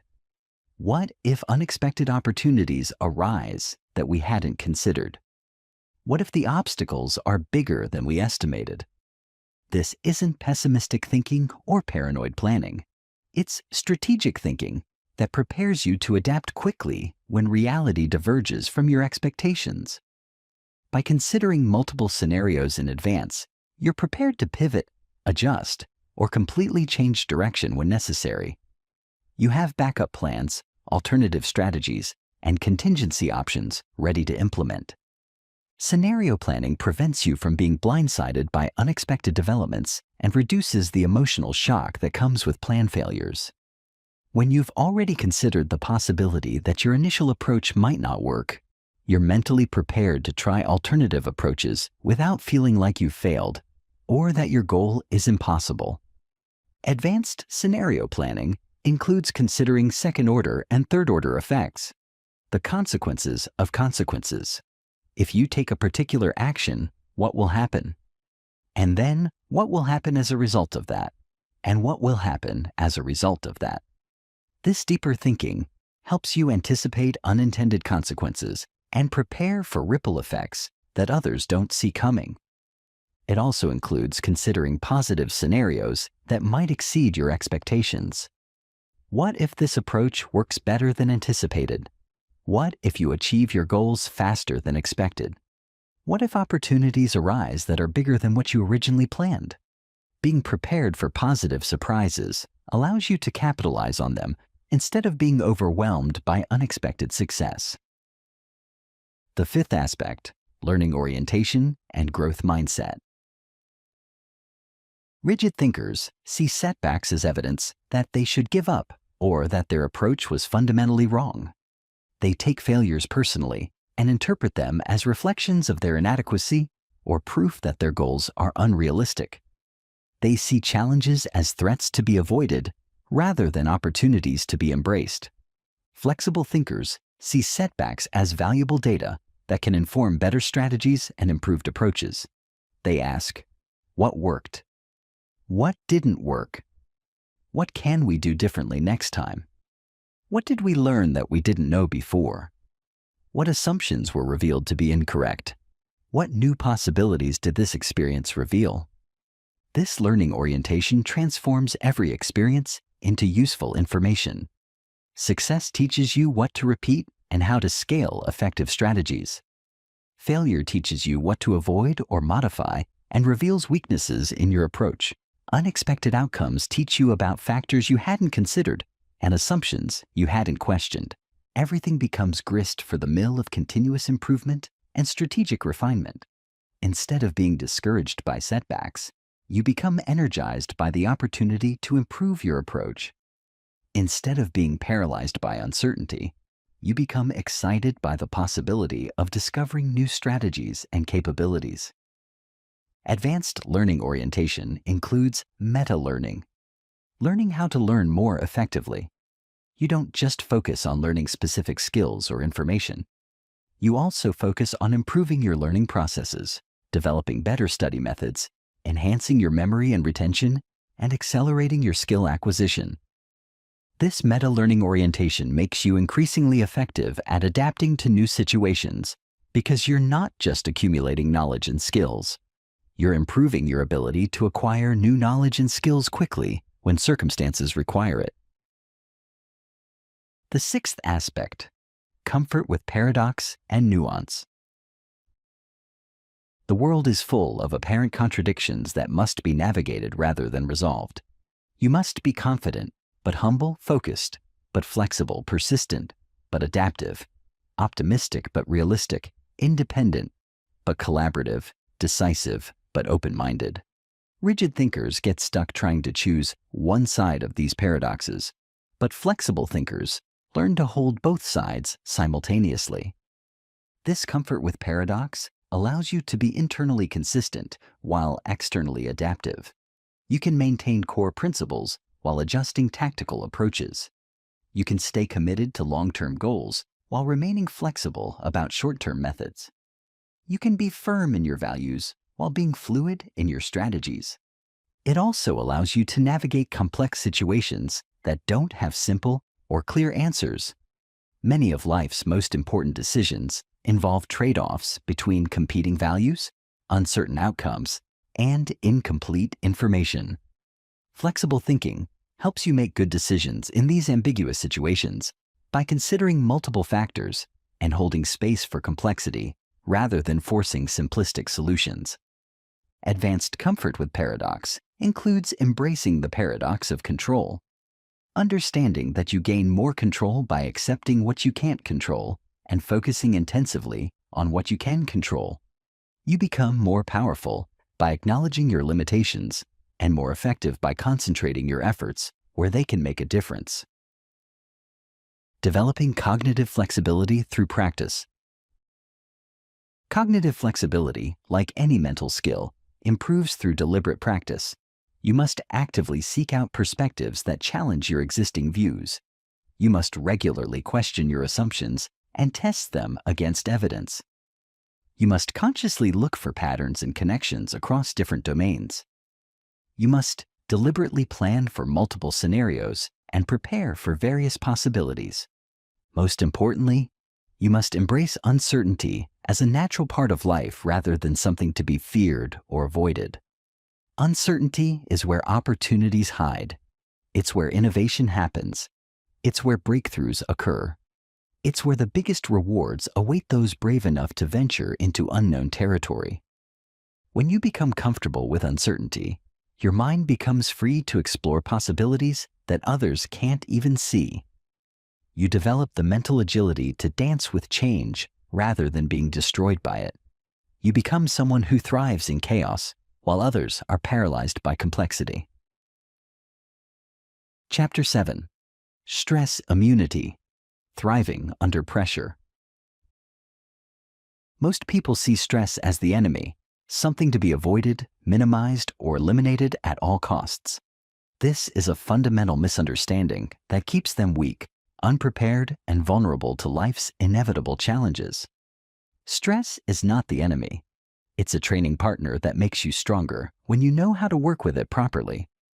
The difference between stress that breaks you and stress that builds you is simple: preparation and perspective. When stress catches you off guard and you have no tools to handle it, it overwhelms your system and degrades your performance. But when you've trained for stress and you understand its mechanics, it becomes fuel that enhances your capabilities and unlocks higher levels of performance. Elite performers in every field: Navy SEALs, Olympic athletes, emergency room doctors, special forces operators, astronauts, professional pilots, crisis negotiators, trauma surgeons, and elite executives all share one characteristic: they perform better under pressure than in comfortable conditions. This isn't natural talent or genetic superiority. It's trained skill. They've deliberately exposed themselves to stress in controlled environments so they can thrive when it matters most. Consider what happens when the stakes are highest in any field. The best athletes set personal records during the most important competitions. The best soldiers perform their most heroic acts during the most dangerous missions. The best doctors make their most critical decisions during the most challenging emergencies. The best entrepreneurs create their biggest breakthroughs during the most difficult periods. This is the paradox of stress immunity. Those who have trained themselves to handle pressure don't just survive high-stress situations. They excel in them. They access levels of performance that are only available when stress is present. They use pressure as a catalyst for peak performance rather than allowing pressure to create peak anxiety. Understanding the true nature of stress. Stress immunity begins with understanding what stress actually is and why your body creates it. Stress is your body's adaptive response to demands that exceed your current resources or comfort level. When you face a challenge that requires more from you than you're currently giving, whether it's physical, mental, emotional, or social, your nervous system activates to provide additional energy, focus, and capability. The problem is, most people have been conditioned to interpret this activation as dangerous rather than empowering. They feel their heart rate increase and assume something is wrong. They notice their breathing change and think they're losing control. They feel adrenaline surge and believe they're in danger. They experience heightened alertness and interpret it as anxiety. But these physiological changes are actually your body preparing you for peak performance. Your heart rate increases to deliver more oxygen to your brain and muscles, enhancing your physical and mental capabilities. Your breathing changes to optimize oxygen intake and carbon dioxide removal, improving your energy and focus. Adrenaline is released to sharpen your attention and increase your energy, giving you access to heightened awareness and enhanced strength. This is your body's way of giving you superpowers when you need them most. The stress response is an incredible biological gift that allows you to transcend your normal limitations and access extraordinary capabilities. It's the same system that allows mothers to lift cars off their children, athletes to break world records under pressure, and soldiers to perform heroic acts during combat. The key insight is that stress is only harmful when you believe it's harmful. Cutting-edge research shows that your interpretation of stress symptoms determines their effects on your body and performance. When you view stress as threatening and try to avoid or suppress it, it creates negative health effects and performance degradation. But when you view stress as helpful and embrace it as a resource, it actually enhances your performance and improves your resilience. Your body responds to your interpretation, not just to the stressor itself. If you interpret increased heart rate as a sign that you're prepared for action, your cardiovascular system functions more efficiently. If you interpret heightened alertness as enhanced focus, your cognitive performance improves. If you interpret nervous energy as excitement for the challenge ahead, your emotional state supports peak performance rather than creating anxiety. The first step, stress reframing. The foundation of stress immunity is reframing your relationship with stress symptoms. Instead of seeing increased heart rate as a sign of anxiety, you learn to see it as your body preparing for action. Instead of interpreting nervous energy as fear, you learn to see it as excitement for the challenge ahead. Instead of viewing stress as a threat to be avoided, you learn to see it as a resource to be utilized. This reframe is not just psychological, it's physiological. When you change your interpretation of stress, you literally change how your body responds to stressful situations. Research shows that people who view stress as enhancing rather than debilitating show improved cardiovascular efficiency, better cognitive performance, and increased resilience during challenging situations. The reframe process involves consciously changing your internal dialogue when stress symptoms arise. Instead of thinking, "I'm nervous and might fail," you think, "I'm energized and ready to perform." Instead of thinking, "This pressure is overwhelming," you think, "This energy will help me excel." Instead of thinking, "I need to calm down," you think, "I need to channel this power effectively." You practice recognizing stress symptoms as signals that your body is preparing you for enhanced performance. When you feel your heart rate increase before an important presentation, you interpret it as your body ensuring optimal blood flow to your brain for peak cognitive function. When you feel adrenaline surge before a challenging conversation, you interpret it as your system providing the energy and focus needed for effective communication. This reframing process requires consistent practice because your default interpretations have been reinforced over years or decades. You must consciously interrupt old thought patterns and replace them with empowering interpretations until the new patterns become automatic. Advanced stress reframing includes anticipatory reframing, preparing your interpretation before stressful situations occur. Before important events, you mentally rehearse interpreting stress symptoms positively. You remind yourself that nervous energy means you're prepared, that increased alertness means you're focused, and that physical activation means you're ready for peak performance. The second step, controlled exposure training. Just like building physical fitness requires progressively increasing physical demands, building stress immunity requires progressively increasing psychological demands. You deliberately put yourself in challenging situations to build your stress response system and prove to yourself that you can handle pressure effectively. This controlled exposure must be systematic and progressive. You start with challenges that activate your stress response without overwhelming your capacity to cope. As you build competence at handling smaller stressors, you gradually increase the difficulty level. This progressive approach builds stress immunity without creating traumatic experiences that could undermine your confidence. Level 1 exposure might involve public speaking to small friendly groups, having conversations with strangers, trying new activities where you might not excel immediately, or taking on projects that stretch your current capabilities slightly beyond your comfort zone. Level 2 exposure might involve public speaking to larger or more critical audiences, having difficult conversations about important topics, competing in activities where your performance will be evaluated, or taking on significant responsibilities where others are counting on your success.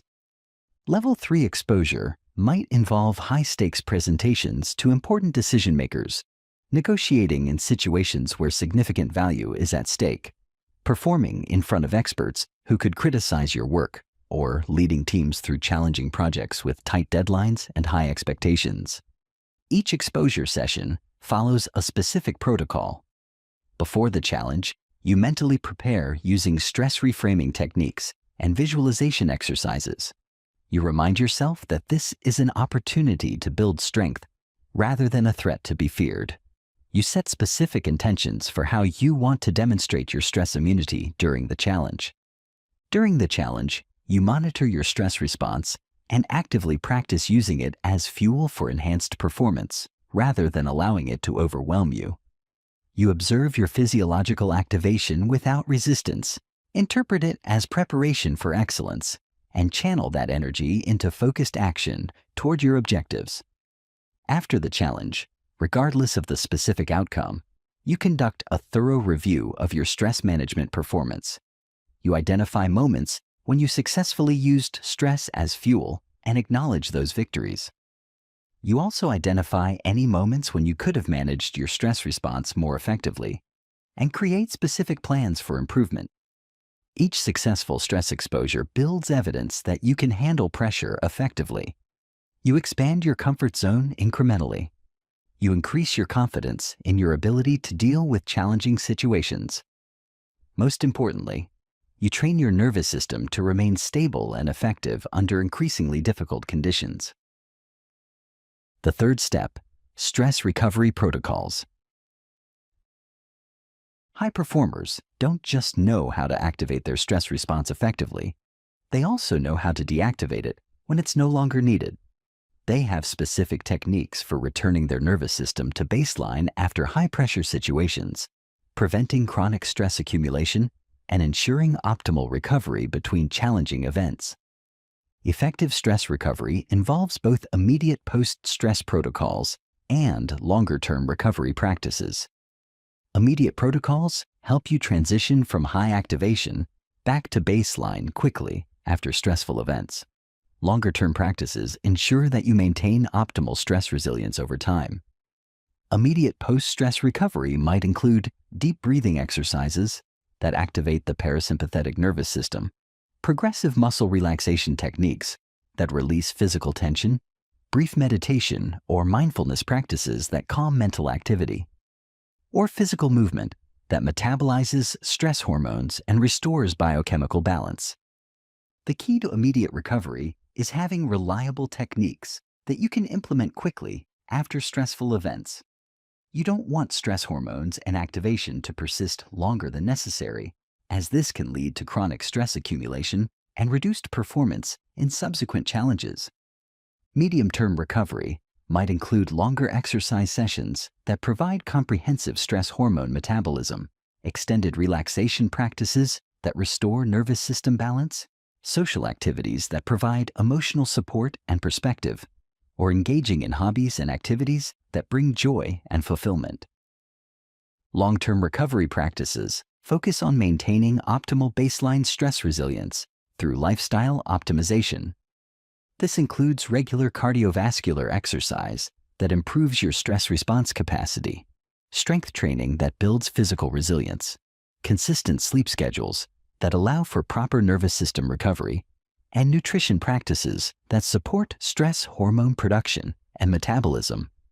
It also includes relationship practices that provide emotional support during difficult times, spiritual or philosophical practices that maintain perspective on life's challenges, and regular periods of complete rest and rejuvenation that prevent burnout and maintain peak performance capacity.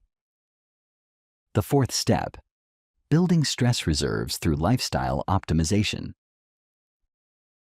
Your ability to handle acute stress is directly related to your baseline level of physical, mental, and emotional resources. When you're well rested, properly nourished, physically fit, emotionally stable, and socially supported, you have much more capacity to deal with additional demands and challenges. This means treating your health and lifestyle not as luxuries, but as the foundation of your stress immunity. Every aspect of your lifestyle either contributes to your stress resilience or detracts from it. Every choice you make either builds your capacity to handle challenges or reduces your ability to cope with pressure. Physical fitness is crucial for stress immunity because it improves your cardiovascular efficiency, enhances your stress hormone metabolism, increases your energy reserves, and builds confidence in your physical capabilities. Regular exercise also provides natural stress inoculation by challenging your body in controlled ways and proving that you can handle physical demands effectively. Sleep quality directly affects your stress resilience because most nervous system recovery and repair occurs during deep sleep stages.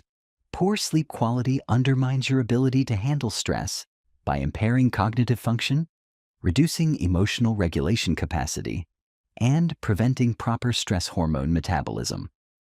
Nutrition plays a critical role in stress immunity because your body needs specific nutrients to produce stress hormones, maintain nervous system function, and recover from challenging events. Chronic nutritional deficiencies can significantly impair your stress response capacity and recovery ability. Hydration affects stress resilience because even mild dehydration can impair cognitive function, reduce physical performance, and increase stress hormone production. Maintaining optimal hydration supports peak performance under pressure and efficient recovery after stressful events.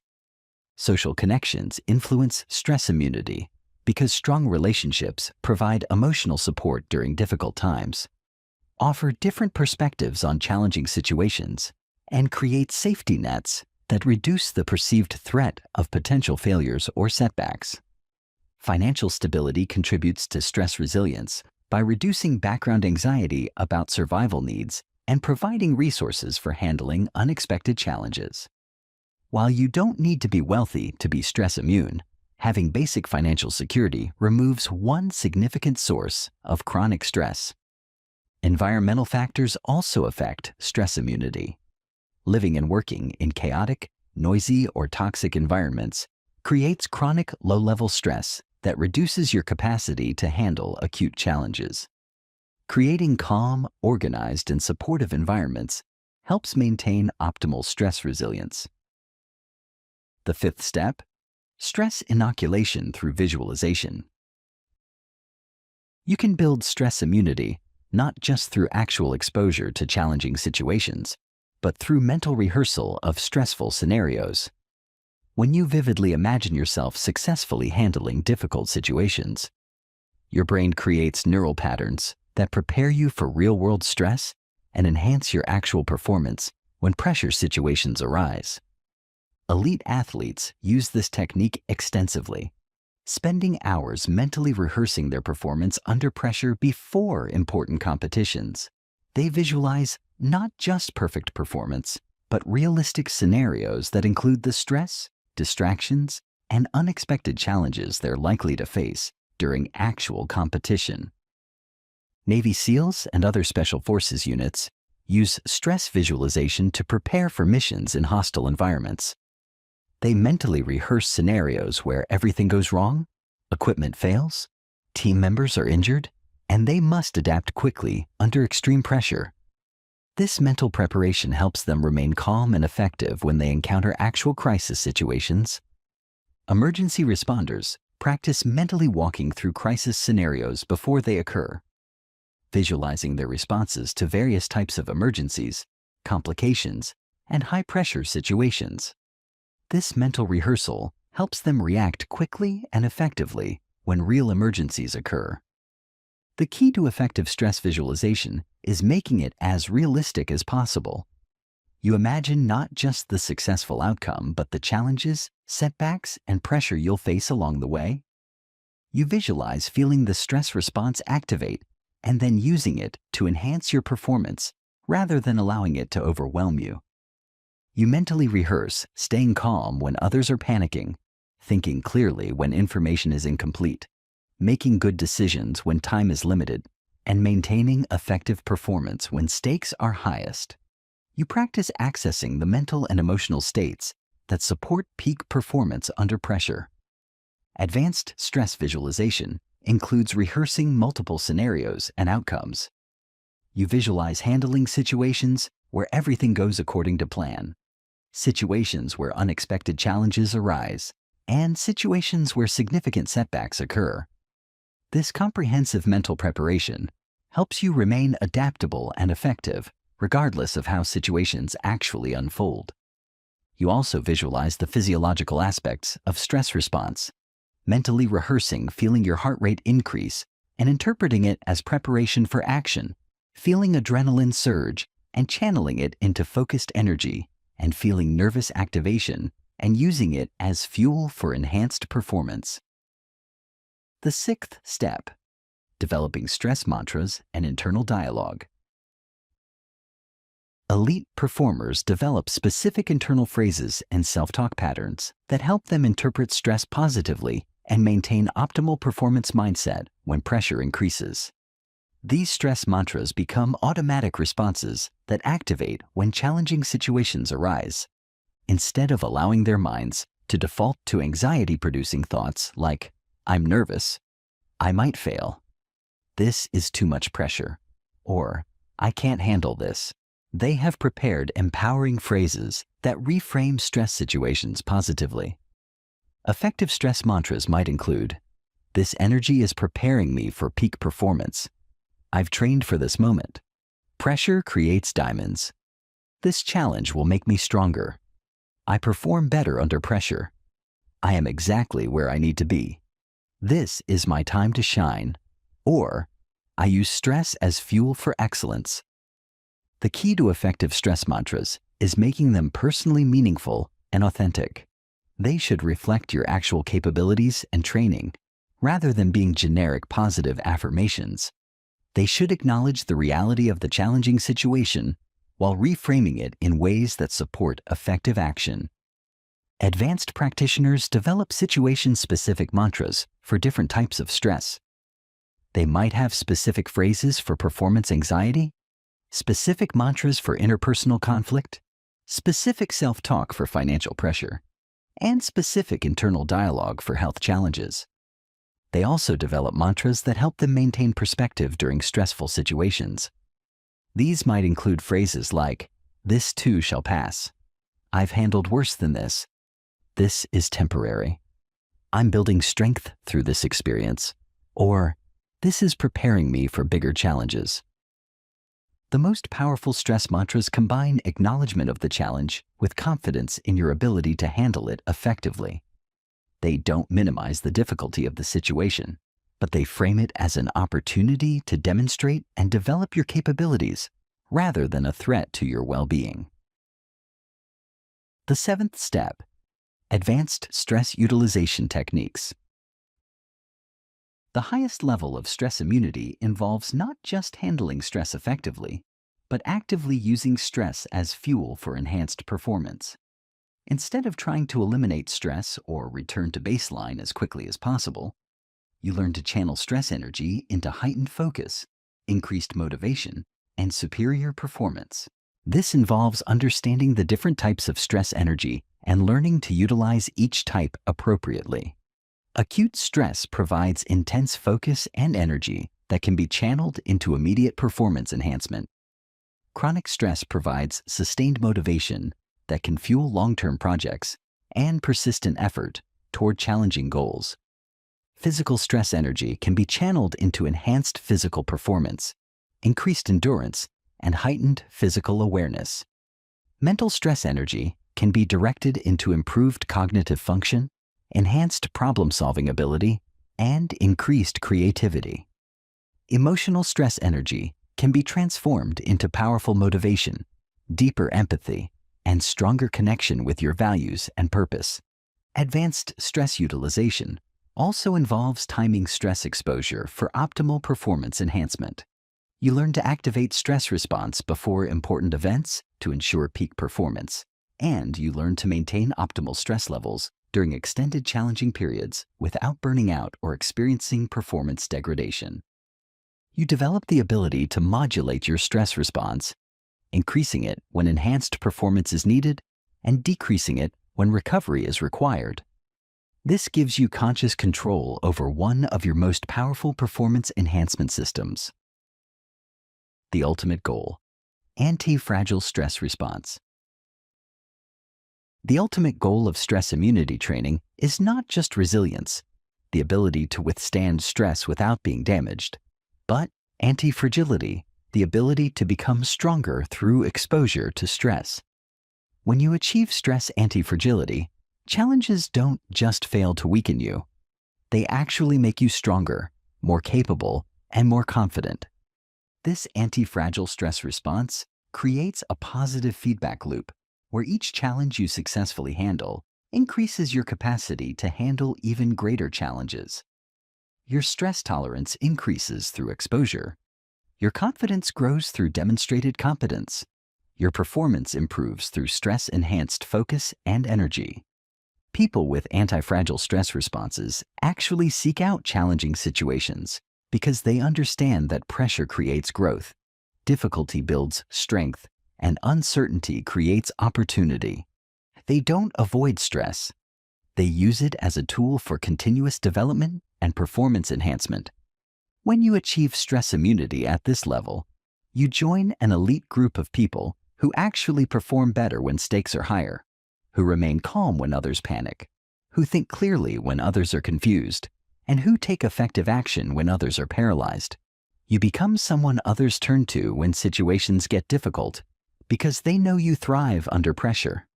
Most importantly, you gain access to levels of performance, creativity, and achievement that are only available when stress is present. You discover that your best work, your greatest insights, and your most significant accomplishments come not despite challenges, but because of them. Chapter 8. Identity Armor: Becoming Unshakable at Your Core. Your identity is either your greatest source of strength or your biggest vulnerability. Most people have constructed their sense of self on foundations that can be shaken or destroyed by external circumstances, creating a psychological house of cards that collapses when real pressure is applied. But identity armor is built on bedrock that cannot be moved regardless of what happens around you.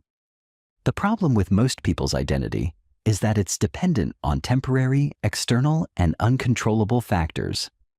They see themselves as successful when things are going well and as failures when things go poorly. They feel valuable when they're receiving praise and worthless when they're being criticized. They feel confident when they're winning and inadequate when they're losing. They define themselves by their job title, relationship status, financial situation, social media followers, physical appearance, or other people's opinions.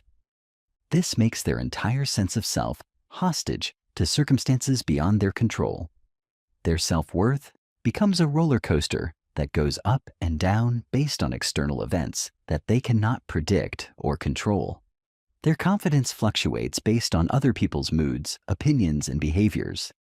Their sense of purpose wavers based on temporary setbacks, unexpected changes, or external validation. When your identity is built on external foundations, you're constantly vulnerable to psychological attack. A job loss can destroy your sense of worth. A relationship ending can make you feel unlovable. A business failure can convince you that you're incompetent. A criticism can shatter your confidence.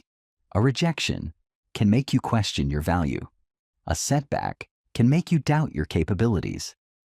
Identity armor protects you from this vulnerability by grounding your sense of self in permanent rather than temporary foundations, internal rather than external sources, and controllable rather than uncontrollable factors. It creates an unshakable core that remains stable regardless of external turbulence, other people's opinions, or changing circumstances. When you have true identity armor, your sense of worth doesn't depend on your achievements, possessions, or social status. Your confidence doesn't fluctuate based on other people's approval or disapproval. Your self-concept doesn't change based on temporary wins or losses. Your core identity remains solid while you adapt your strategies, improve your skills, and navigate changing circumstances. The first element: principle-based identity. The foundation of identity armor is defining yourself by your principles and values rather than by your achievements, possessions, or social status. You become someone who acts with integrity regardless of consequences, someone who tells the truth regardless of convenience, someone who treats others with respect regardless of their status, someone who keeps commitments regardless of difficulty. When your identity is based on principles, external circumstances cannot threaten your sense of self because your principles are internal and permanent. You might lose money, but the second element: growth-based identity. Instead of seeing yourself as fixed or static, you see yourself as constantly evolving and improving. You become someone who learns from every experience, Someone who grows stronger through challenges? Someone who views setbacks as opportunities for development? Someone who is always becoming a better version of yourself? This growth mindset makes you anti-fragile at the identity level. Failures don't threaten your self-concept because you see them as learning experiences that make you more capable. Criticism doesn't devastate you because you see it as feedback that helps you improve. Challenges don't overwhelm you because you see them as opportunities to develop new skills and capabilities. When your identity is based on growth rather than achievement, you can maintain confidence and self-worth even during periods of struggle or setback. Your sense of progress comes from learning and developing, rather than from reaching specific milestones or accomplishing particular goals. Your satisfaction comes from becoming rather than having. Growth-based identity requires embracing the beginner's mind, being willing to be bad at things initially in order to eventually become good at them. It means viewing incompetence as a temporary state rather than a permanent characteristic. It means seeing challenges as training rather than threats. This identity element also includes the understanding that your current capabilities don't define your future potential. You see yourself as someone who can develop whatever skills are needed to achieve your goals. You don't limit yourself based on your current knowledge, experience, or abilities because you know you can learn, grow, and develop. Advanced growth-based identity includes the concept of deliberate development, systematically working to improve specific aspects of your capabilities. You actively seek out challenges that will stretch your current abilities. You deliberately put yourself in situations where you'll need to learn and grow. You view your life as an ongoing development project rather than a fixed set of circumstances. This creates incredible resilience because you never see yourself as permanently stuck or limited. No matter what challenge you face, you maintain confidence in your ability to develop the capabilities needed to handle it. No matter what setback you encounter, you believe in your capacity to learn from it and become stronger. The third element, contribution-based identity. Instead of focusing primarily on what you can get from the world, you focus on what you can give to the world. You define yourself by the value you create, the problems you solve, the lives you improve, and the positive difference you make in other people's experiences. When your identity is based on contribution, you become less dependent on external validation because your worth comes from your impact rather than recognition. You become more resilient because your purpose is bigger than your personal comfort. You become more motivated because you're driven by service rather than self-interest. Contribution-based identity creates meaning that transcends personal circumstances. Even during difficult periods in your own life, you can maintain purpose and direction by focusing on how you can help others, solve problems, or create value. Your sense of worth doesn't depend on how well things are going for you personally, because it's tied to how much positive impact you're having. This element of identity armor requires identifying ways to contribute that align with your strengths, interests, and values. Your contribution might be through your professional work, volunteer activities, creative projects, mentoring relationships, or simply how you show up in daily interactions with others. The key is making contribution a central part of how you see yourself, rather than something you do occasionally when it's convenient. You become someone whose primary drive is to add value, solve problems, and improve situations for others. Advanced contribution-based identity includes the concept of legacy creation, building something that will continue to have positive impact long after you're gone. This might be through the people you mentor, the organizations you build, the creative works you produce, or the positive changes you create in your community. This legacy focus provides incredible strength during temporary setbacks because you're working on something bigger than your immediate circumstances. Your purpose extends beyond your current situation, giving you reason to persist through difficulties and maintain hope during challenging periods. The fourth element, capability-based identity. Instead of seeing yourself as limited by your current skills, knowledge, or circumstances, you see yourself as someone who can develop whatever capabilities are needed to achieve your goals. You become someone who figures things out, someone who finds solutions, someone who adapts and overcomes, someone who always finds a way. This element of identity armor makes you incredibly resilient because you never see yourself as permanently helpless or inadequate. You might not know how to handle a particular challenge yet, but you see yourself as someone who can learn.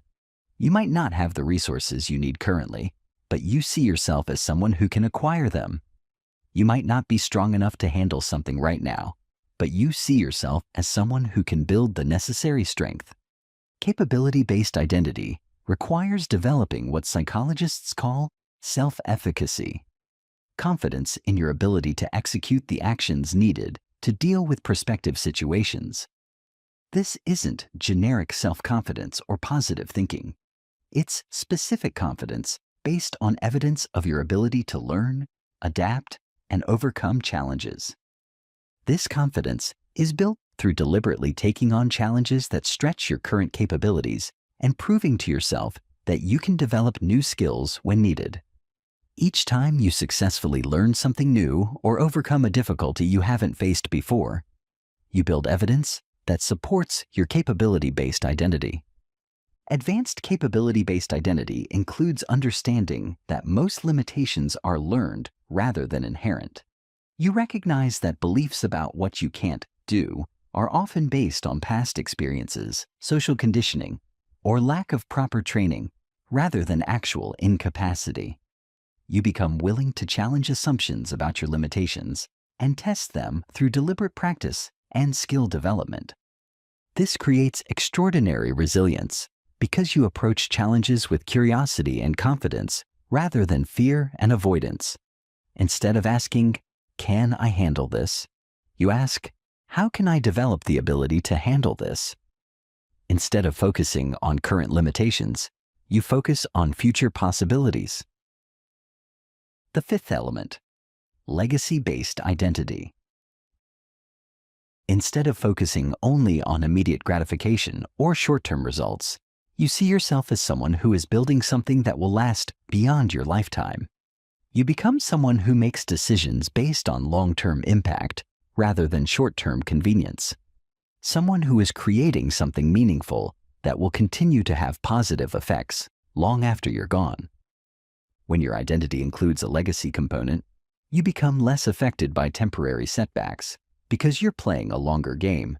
You become more willing to make sacrifices in the present because you're investing in the future. You become more resilient because your perspective extends beyond current circumstances to encompass decades or generations. Legacy-based identity requires thinking beyond your personal lifespan and considering how your actions will affect future generations, your community, your industry, or humanity as a whole. This might involve building organizations that will outlast you, creating works that will inspire others, developing people who will carry on your values, or solving problems that will benefit many people over time. This long-term perspective provides incredible strength during difficult periods because temporary setbacks become insignificant when viewed against the backdrop of a lifetime of contribution. Financial pressures, relationship difficulties, health challenges, or professional setbacks become manageable when you maintain focus on the larger purpose you're serving.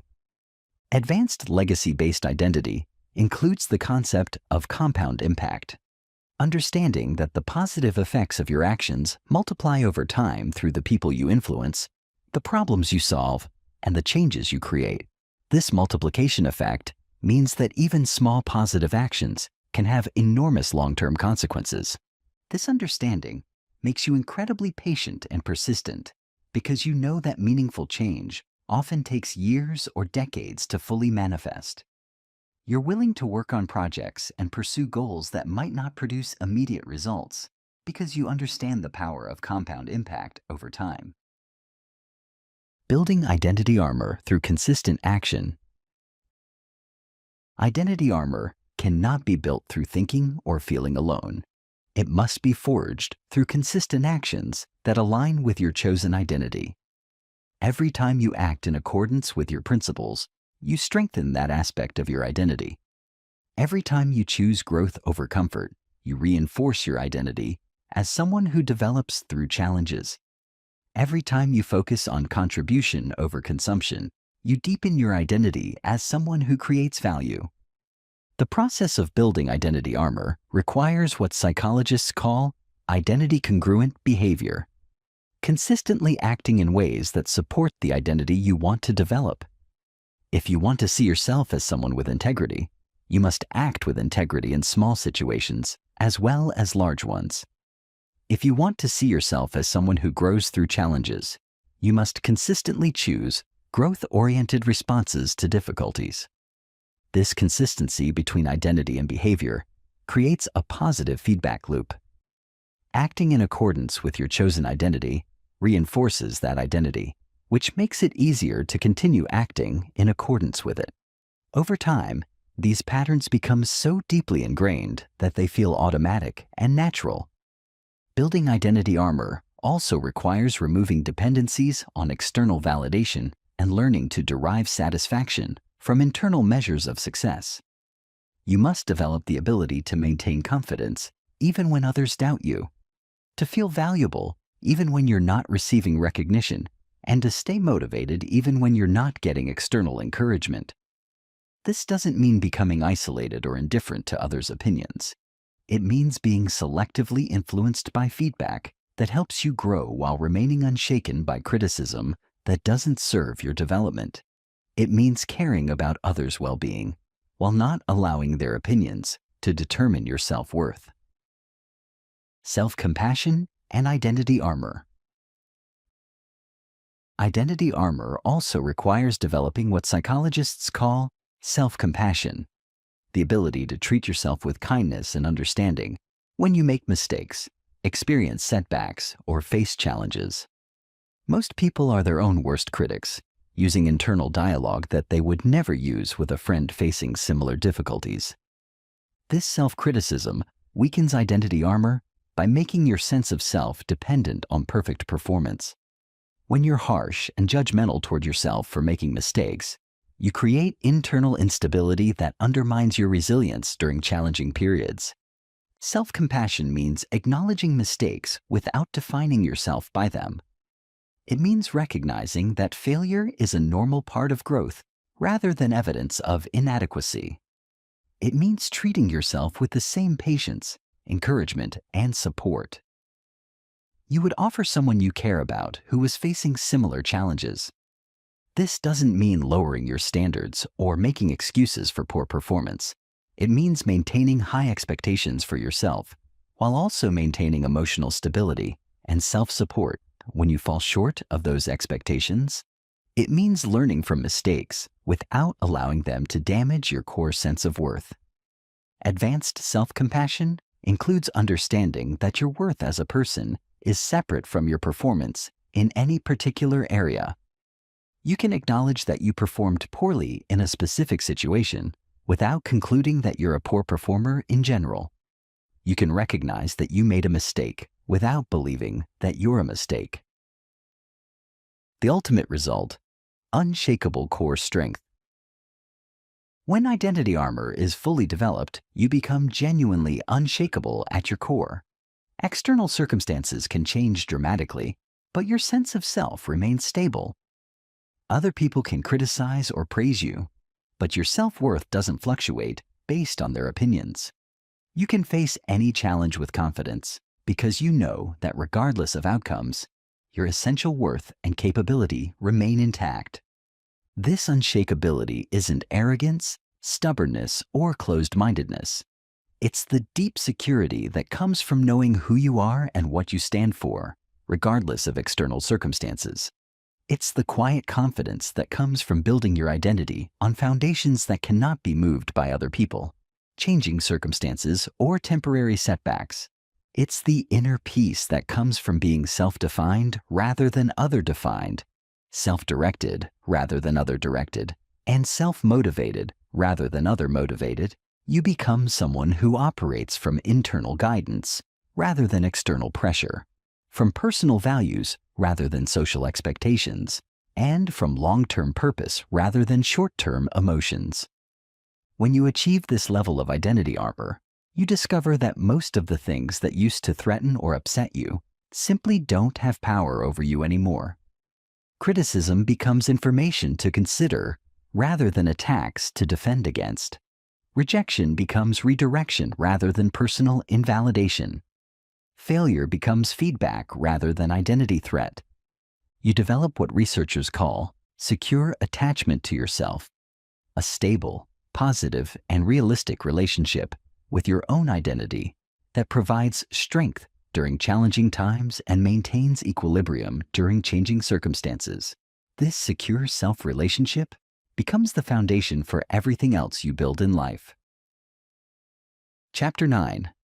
The Daily Forge: Systems that Build Unbreakable Minds. Mental armor isn't built in dramatic moments of crisis or through occasional bursts of motivated effort. It's forged through daily practices that systematically strengthen your psychological resilience, one deliberate action at a time.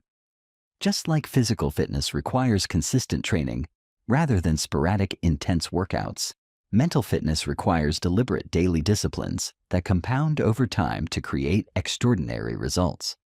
Most people wait for motivation to strike before working on their mental strength. They read an inspiring book or watch a motivational video and feel energized for a few days, then gradually return to their old patterns as the emotional impact fades. They approach mental development the same way they approach physical fitness, with enthusiasm that quickly burns out when results aren't immediately visible. But elite performers understand that motivation is unreliable and temporary. It's systems that create lasting transformation. They don't depend on feeling inspired to work on their mental strength any more than professional athletes depend on feeling motivated to train. They have systematic approaches that produce consistent results, regardless of emotional fluctuations or external circumstances. The Daily Forge is a collection of specific practices designed to systematically build each pillar of mental armor through consistent, manageable actions that fit into your existing routine, while producing profound results over time. These aren't time-consuming or complicated practices that require major lifestyle changes. They're simple, efficient exercises that can be integrated into any schedule while creating dramatic improvements in mental resilience, emotional regulation, stress immunity, and psychological toughness. The key to the Daily Forge is understanding that small, consistent actions compound exponentially over time. A 5-minute morning practice that seems insignificant today becomes a powerful mental conditioning system when practiced consistently for months. A simple evening reflection process that takes just a few minutes can transform your entire relationship with challenges and setbacks when maintained over time. The first system: morning mental conditioning. How you start your day determines the mental state you'll operate from for the next 16 hours. Most people begin their day by immediately checking their phone, flooding their mind with other people's priorities, problems, and perspectives before they've even fully awakened. This puts them in a reactive mental state from the moment they wake up, making them vulnerable to emotional reactivity, scattered focus, and psychological weakness throughout the day. Morning mental conditioning involves taking control of your mental state before external forces can influence it. The first 10 minutes after waking are when your brain is most programmable, when neural patterns for the day are being established, when your subconscious mind is most receptive to deliberate programming. This is your opportunity to consciously choose your mental operating system, rather than allowing it to be chosen by random external inputs. The process begins with intentional awakening rather than jarring, alarm-based awakening.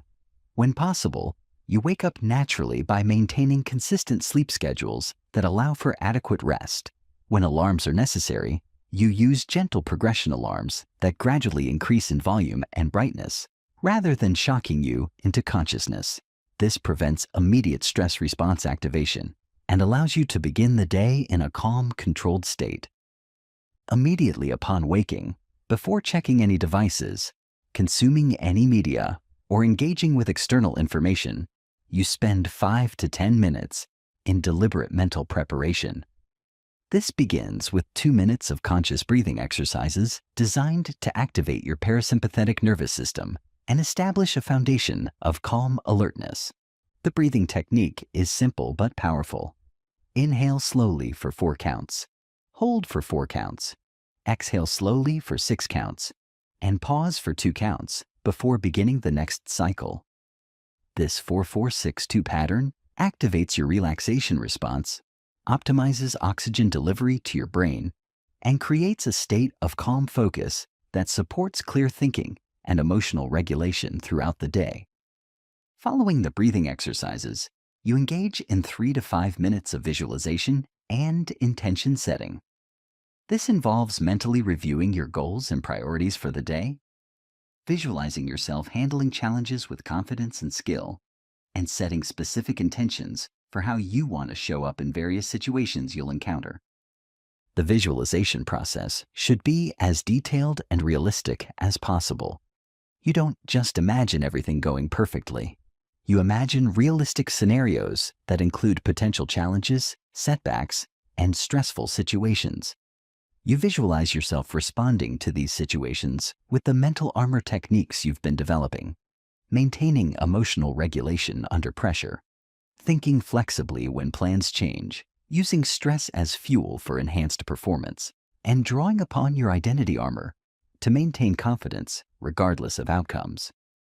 You also set specific intentions for demonstrating mental strength throughout the day. These might include intentions to remain calm during a difficult meeting, to respond thoughtfully rather than reactively to criticism, to use a challenging project as an opportunity to build stress immunity, or to maintain your principles even if doing so creates social pressure. The morning conditioning concludes with 2 to 3 minutes of affirmational self-talk that reinforces your chosen identity and capabilities. This isn't generic positive thinking or wishful affirmations. It's specific reinforcement of the mental armor you've been building, delivered in your own voice with conviction and specificity. Effective morning affirmations might include statements like, "I am someone who remains calm under pressure and uses stress as fuel for peak performance. I am constantly growing stronger through every challenge I face. I make decisions based on my principles rather than other people's opinions. I see opportunities where others see problems. I am building something meaningful that will last beyond my lifetime." Or, "I have everything I need to handle whatever today brings." The key to effective morning conditioning is consistency rather than duration. It's better to do a 5-minute practice every day than a 30-minute practice once a week. The power comes from the daily repetition that gradually rewires your neural patterns and makes mental strength your default operating mode.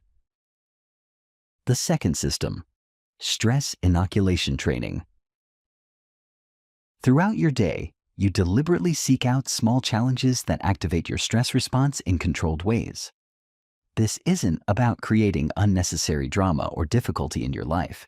It's about systematically expanding your comfort zone through manageable challenges that build psychological immunity to pressure while proving to yourself that you can handle increasingly difficult situations. Stress inoculation might involve having a difficult conversation you've been postponing, expressing a contrary opinion in a group setting, attempting a skill that you're not yet competent at, asking for something that you might be refused, or putting yourself in a situation where you might face criticism or judgment. It might involve calling someone you need to reach, but have been avoiding due to anxiety, applying for an opportunity you're not sure you're qualified for, sharing an idea that others might disagree with, setting a boundary with someone who might react negatively, or attempting a physical challenge that pushes your current limits. The key is choosing challenges that are difficult enough to activate your stress response and stretch your current comfort zone, but manageable enough that you can succeed with focused effort and the mental armor techniques you've been practicing. You want to create opportunities to practice using stress as fuel for enhanced performance, rather than overwhelming yourself with situations that might create trauma or undermine your confidence. Each stress inoculation exercise follows a specific protocol designed to maximize learning and confidence building. Before engaging the challenge, you spend 2 to 3 minutes mentally preparing using the stress reframing techniques you've learned. You remind yourself that this is an opportunity to build strength rather than a threat to be feared. You visualize feeling stress activation and channeling it into enhanced focus and performance. During the challenge, you monitor your stress response and actively practice the mental armor techniques you've been developing. You observe your physiological activation without resistance, interpret stress symptoms as preparation for peak performance, and channel that energy into focused action toward your objectives. You maintain awareness of your emotional state while preventing emotions from dictating your behavior. After the challenge, regardless of the specific outcome, you conduct a thorough review of your mental performance. You identify moments when you successfully demonstrated mental armor and acknowledge those victories, no matter how small they might seem. You also identify any moments when you could have applied your mental armor techniques more effectively and create specific plans for improvement in future situations. Each successful stress inoculation exercise builds evidence that you can handle pressure effectively and use challenges as opportunities for growth. You expand your comfort zone incrementally. You increase your confidence in your ability to deal with difficult situations. Most importantly, you train your nervous system to remain stable and effective under increasingly challenging conditions. The progression should be gradual, but consistent. You start with challenges that create mild stress activation and gradually work up to situations that create more significant pressure. This progressive approach builds stress immunity without creating overwhelming experiences that could undermine your confidence or create negative associations with challenge seeking. The third system, evening reflection and integration. Just as morning conditioning programs your mind for the day ahead, evening reflection integrates the lessons from the day and prepares your subconscious for continued growth during sleep. This practice ensures that every experience becomes a building block for stronger mental armor, rather than just random events that pass without contributing to your development. Evening reflection begins with reviewing the day's challenges and your responses to them. You spend 5 to 10 minutes systematically examining situations where you faced pressure, uncertainty, criticism, setbacks, or other challenges that activated your stress response or tested your mental armor. For each challenging situation, you identify specific moments when you demonstrated mental strength and acknowledge yourself for those victories. Maybe you remained calm during a stressful meeting, thought flexibly when plans changed unexpectedly, used criticism as information rather than taking it personally, or maintained your principles despite social pressure. These victories, no matter how small they might seem, represent evidence of your growing mental armor and should be explicitly acknowledged and celebrated. You also identify moments when you could have responded more effectively using the mental armor techniques you've been practicing. Maybe you reacted emotionally instead of maintaining regulation, thought rigidly instead of adapting flexibly, interpreted stress as threatening instead of empowering, or compromised your principles to avoid discomfort. These moments aren't failures to be criticized. They're learning opportunities to be analyzed and improved upon. The review process should be objective and constructive rather than judgmental or critical. You approach your performance with the same analytical mindset you would bring to reviewing a sports performance or business strategy. What worked well? What could be improved? What patterns are emerging? What adjustments would enhance future performance? Following the performance review, you engage in gratitude practice specifically focused on challenges that contributed to your growth. Instead of just appreciating positive experiences, you actively appreciate difficult experiences that helped you build mental strength. You might feel grateful for a criticism that helped you identify a blind spot, a setback that taught you resilience, a stressful situation that proved you could handle pressure, or a conflict that helped you practice emotional regulation. This gratitude practice trains your mind to see adversity as valuable rather than threatening. It reinforces the mental framework that challenges are opportunities for growth rather than threats to be avoided. Over time, this perspective shift makes you actually excited about difficulties because you understand they're making you stronger. The evening practice continues with extracting specific lessons from the day's experiences. What did you learn about your stress response patterns? What did you discover about your emotional triggers? What insights did you gain about your thinking patterns? What new strategies could you try in similar situations? What mental armor techniques proved most effective? These lessons should be recorded in a journal or digital notes system so you can track patterns over time and refer back to insights when facing similar challenges in the future. The act of writing down lessons also helps consolidate them in your memory and makes them more likely to influence your future behavior. The evening practice concludes with visualization of the next day's challenges and your ideal responses to them. You mentally rehearse handling anticipated difficult situations with confidence, skill, and mental armor. You visualize maintaining emotional regulation during stressful meetings, thinking flexibly when unexpected changes occur, using pressure situations as opportunities to demonstrate your capabilities, and staying true to your principles regardless of external pressures. This forward-looking visualization prepares your subconscious mind to support effective responses when challenging situations actually arise. It's like mental rehearsal for peak performance under pressure.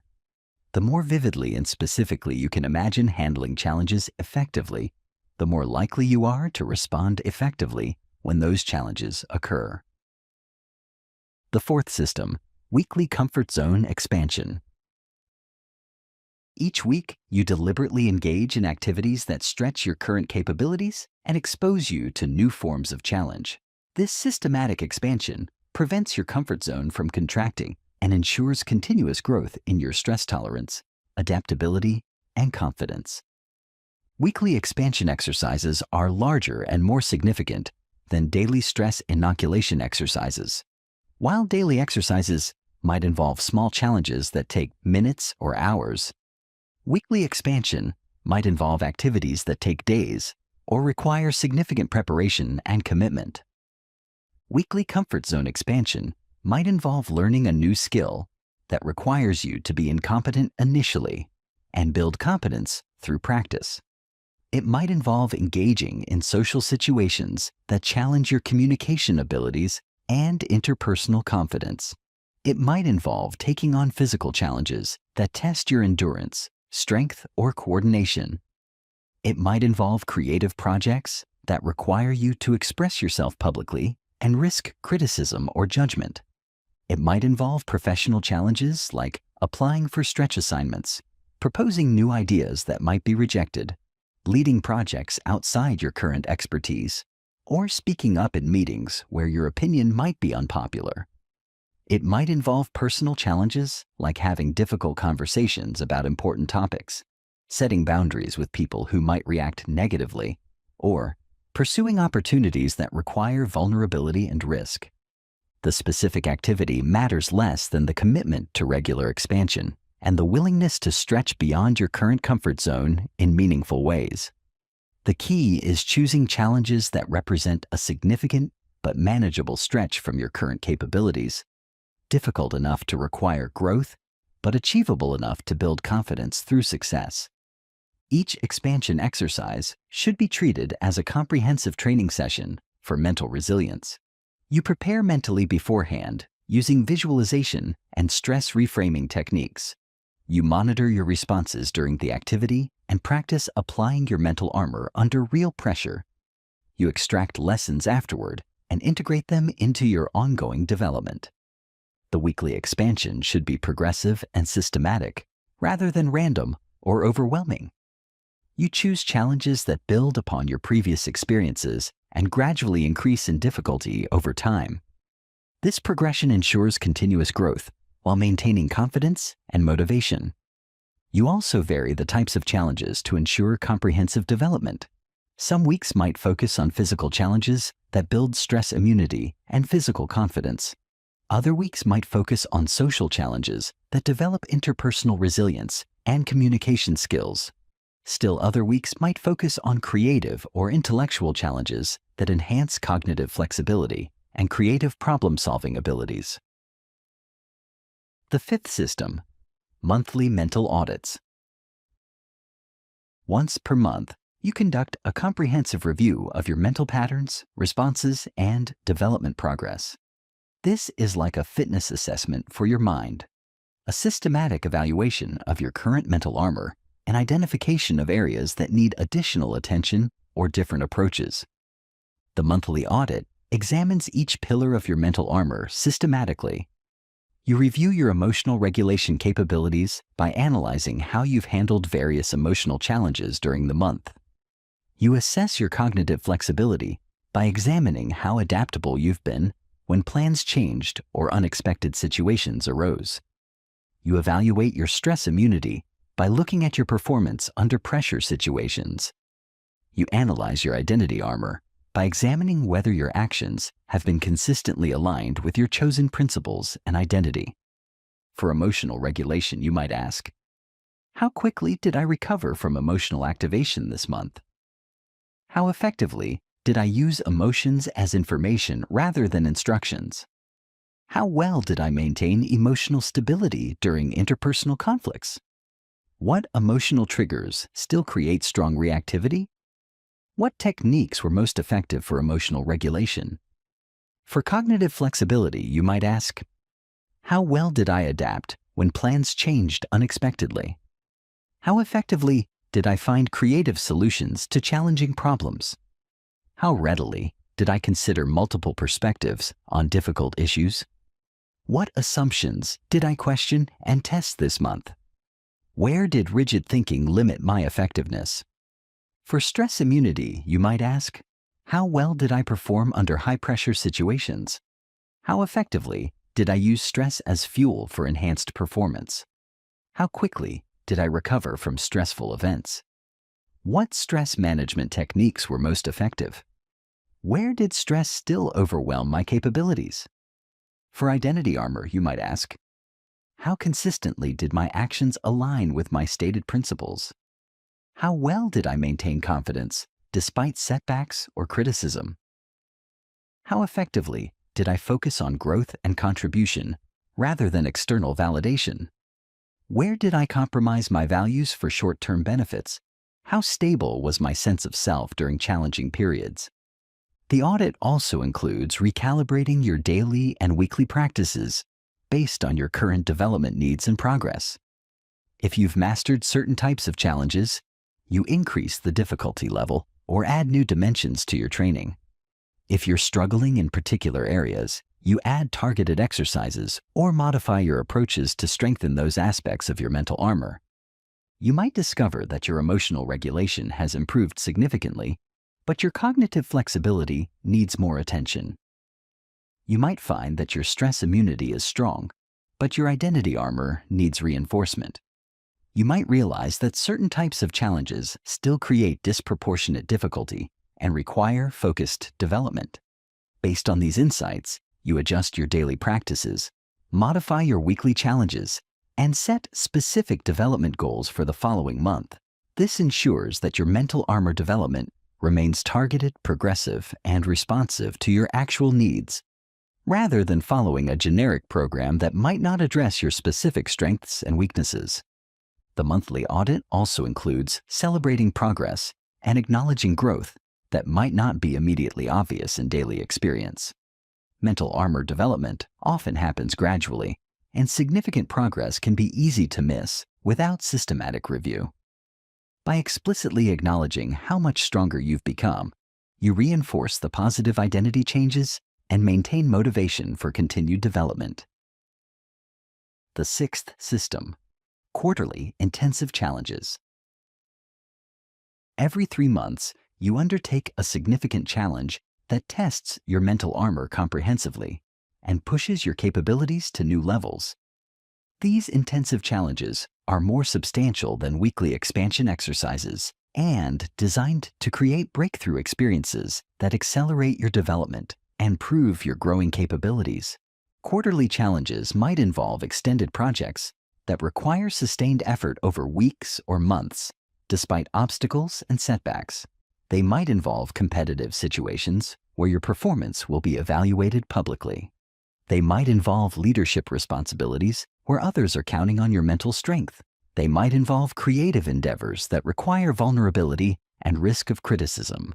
They might involve physical challenges that test your pain tolerance and determination, educational pursuits that stretch your intellectual capabilities, business ventures that require financial and social risk, or service projects that demand selfless contribution despite personal costs.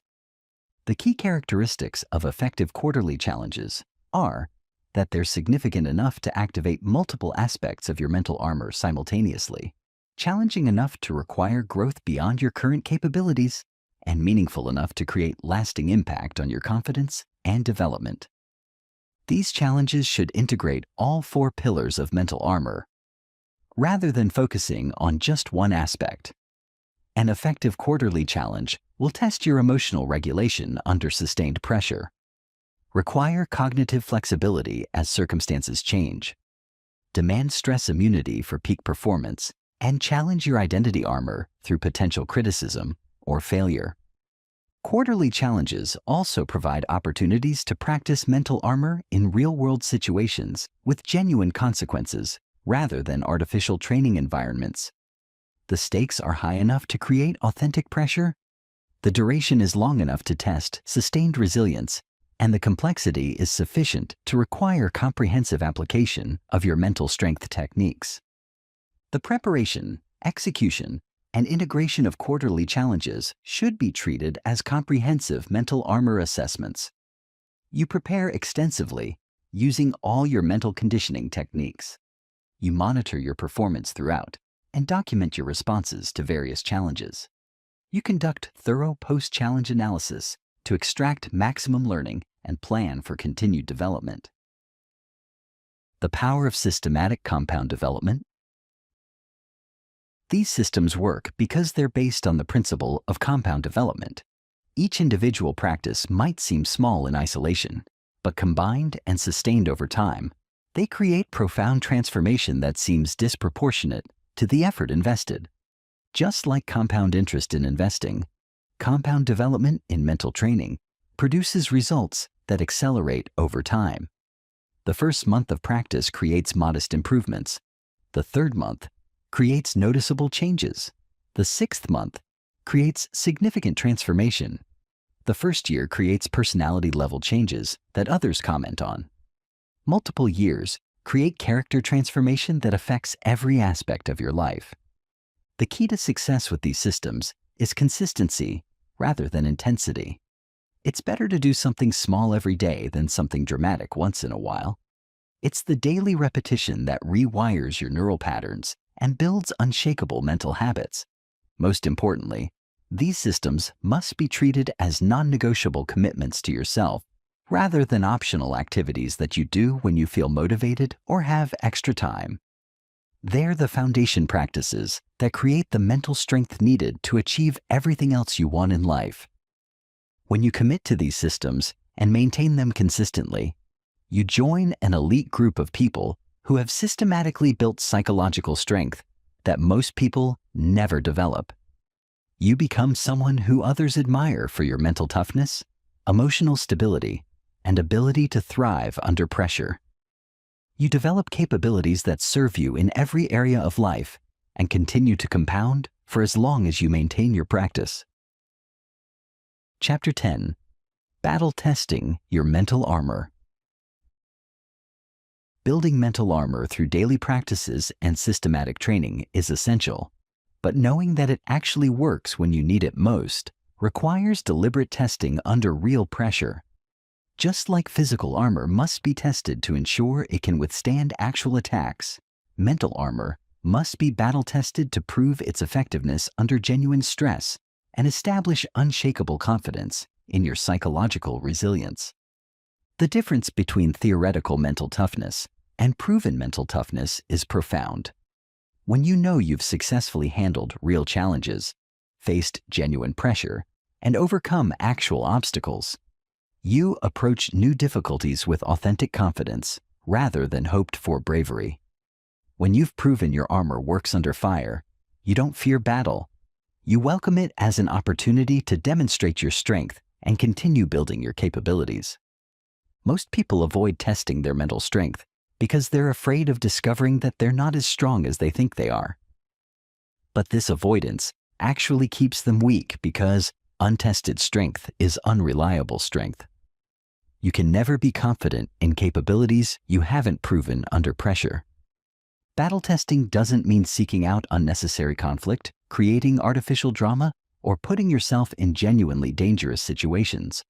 It means systematically exposing yourself to progressively challenging situations that test different aspects of your mental armor, while building evidence of your capabilities under controlled but meaningful pressure.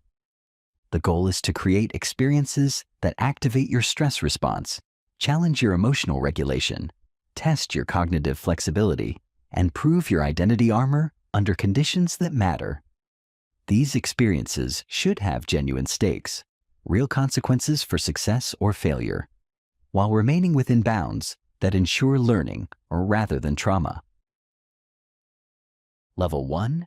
Controlled adversity challenges. The first level of battle testing involves deliberately chosen difficult situations that test your resilience in relatively safe environments where you maintain significant control over outcomes. The goal is to activate your stress response and challenge your mental armor while ensuring that success is achievable with the tools and techniques you've developed. Controlled adversity might involve signing up for a challenging physical event that pushes your endurance limits and tests your ability to persist through discomfort. It might involve taking on a public speaking engagement that tests your confidence under scrutiny and your ability to perform despite nervous activation. It might involve attempting to learn a complex skill publicly where others can observe your initial incompetence and gradual improvement. It might involve starting a creative project where you'll receive public feedback and potential criticism. It might involve applying for opportunities where you might face rejection. It might involve having difficult conversations about important topics where others might disagree with your perspectives. The key word is controlled. You're not throwing yourself into situations where failure is likely or consequences are devastating. You're choosing challenges that are difficult enough to truly test your capabilities, but manageable enough that success is achievable with focused effort and proper application of your mental armor techniques. These challenges should activate multiple aspects of your mental armor simultaneously. Public speaking, for example, tests emotional regulation under pressure, cognitive flexibility when unexpected questions arise, stress immunity for peak performance, and identity armor when facing potential criticism or judgment. Each controlled adversity challenge follows a comprehensive protocol designed to maximize learning and confidence building. Before the challenge, you spend significant time mentally preparing, using all the techniques you've learned. You visualize success scenarios, but also rehearse handling unexpected difficulties. You practice stress reframing and remind yourself that this is an opportunity to prove your growing strength rather than a threat to be feared. During the challenge, you monitor your mental state continuously and actively practice using stress as fuel for enhanced performance. You observe your emotional responses without being controlled by them. You apply cognitive flexibility when plans don't go as expected. You draw upon your identity armor to maintain confidence even when things get difficult. You treat the entire experience as a comprehensive training exercise for mental resilience. After the challenge, regardless of the specific outcome, you conduct thorough analysis of your mental armor performance. You identify moments when your training protected you effectively and acknowledge those victories explicitly. You also identify any weak points that were revealed and create specific plans for strengthening those areas through additional training. The key insight is that the specific outcome of the challenge is less important than how well you applied your mental armor during the process. A failed challenge, where you demonstrated excellent mental armor, is more valuable than a successful challenge, where you didn't test your psychological resilience. Level 2. Real-world pressure situations. The second level of battle testing involves naturally occurring, high-stakes situations that test your mental armor in actual circumstances, rather than artificially created ones. These are situations that arise naturally in your personal or professional life, where genuine consequences exist and multiple people might be affected by your performance. Real-world pressure situations might include important business presentations, where significant financial decisions will be based on your performance. They might involve crucial negotiations where substantial value is at stake. They might involve leadership responsibilities during organizational crises where your decisions affect other people's well-being. They might involve difficult relationship conversations where important connections hang in the balance.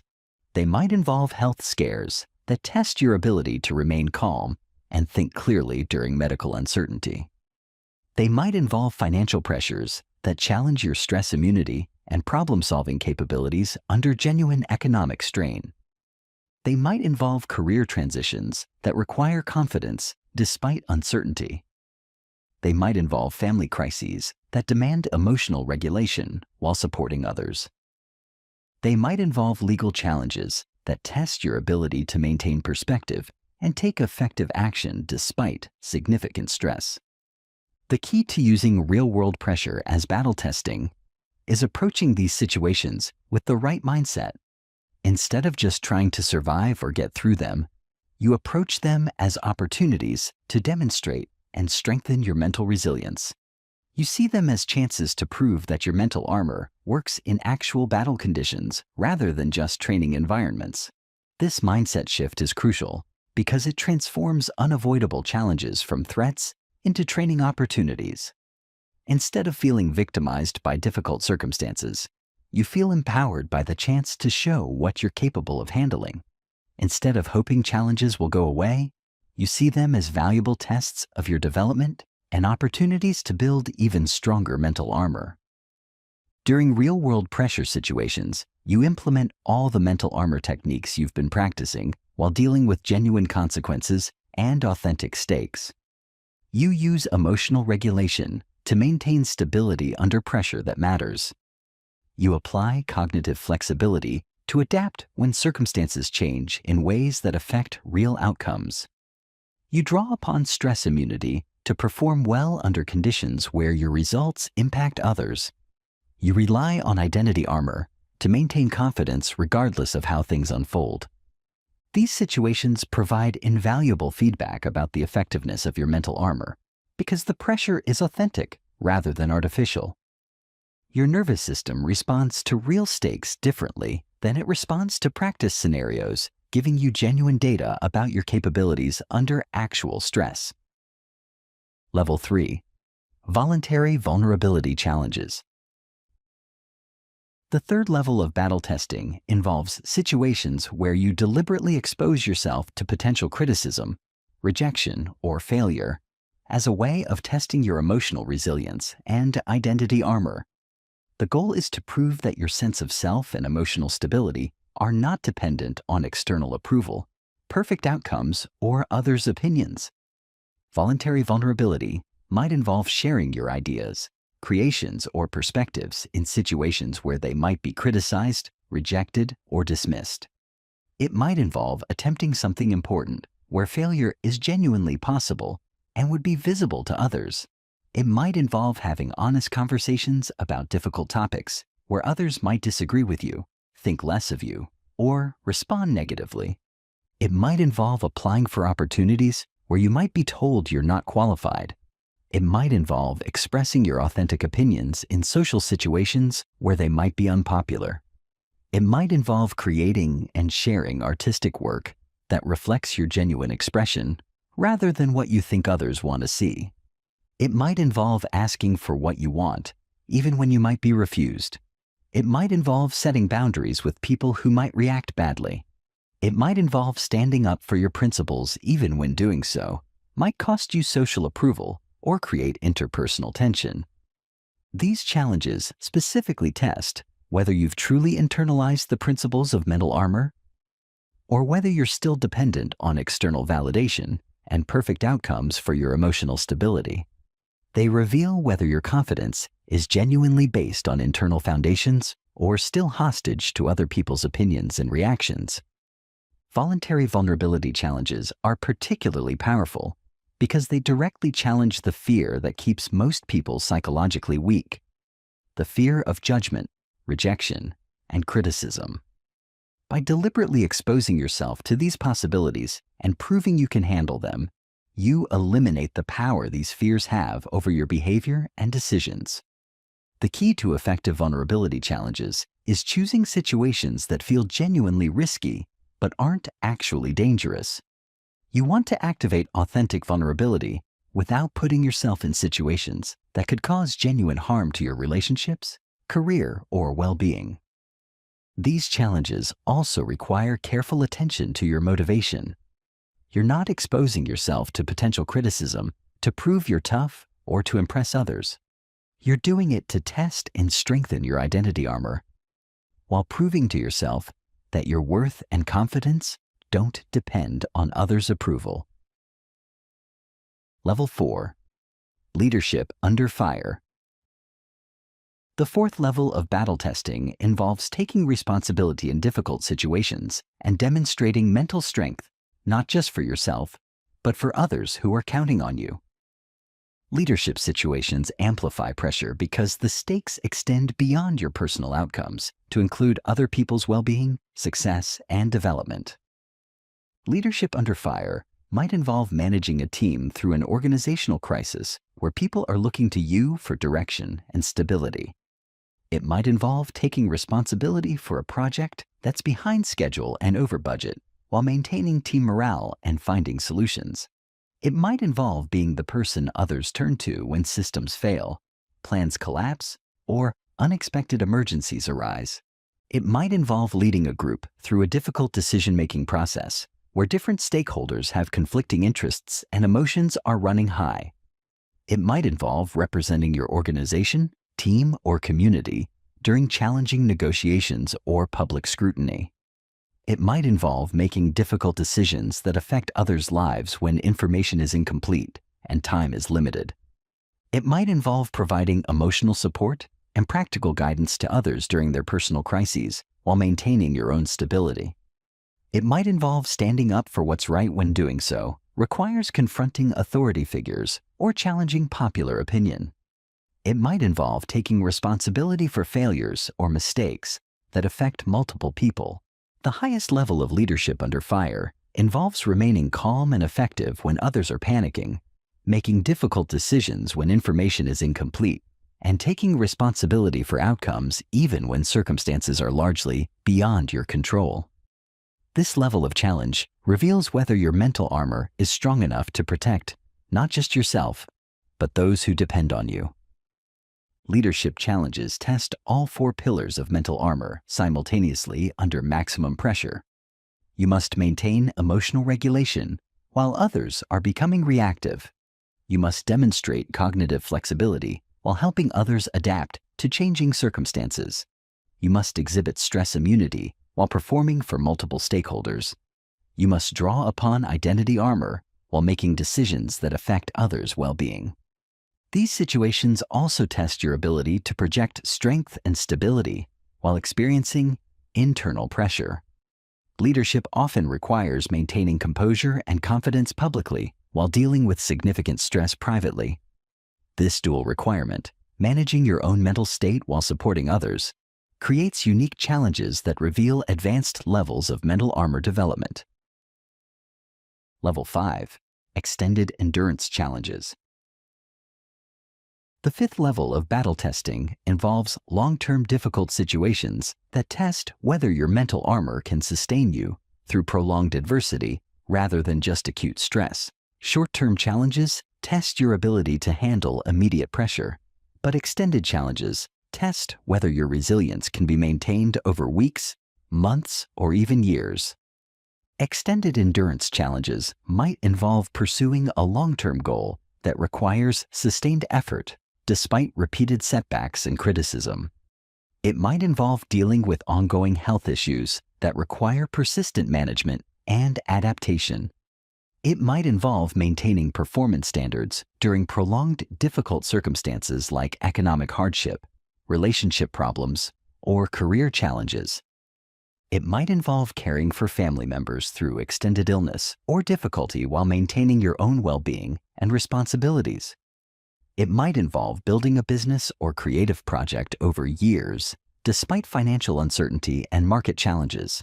It might involve pursuing education or training that requires sustained effort, despite competing priorities and obstacles. It might involve advocating for important causes despite ongoing opposition and slow progress. It might involve maintaining professional excellence during organizational instability or industry disruption. It might involve rebuilding after significant losses or setbacks that require months or years of sustained effort. These challenges test whether your mental armor includes the sustainability needed for long-term resilience. They reveal whether your mental strength is just a temporary state you can access in crisis or a permanent characteristic that can be maintained regardless of how long challenges persist. Extended challenges also test your ability to maintain hope, motivation, and effectiveness. When progress is slow, setbacks are frequent, and outcomes remain uncertain for extended periods, they require mental armor that includes patience, persistence, and the ability to find meaning and motivation in the process rather than just the outcomes.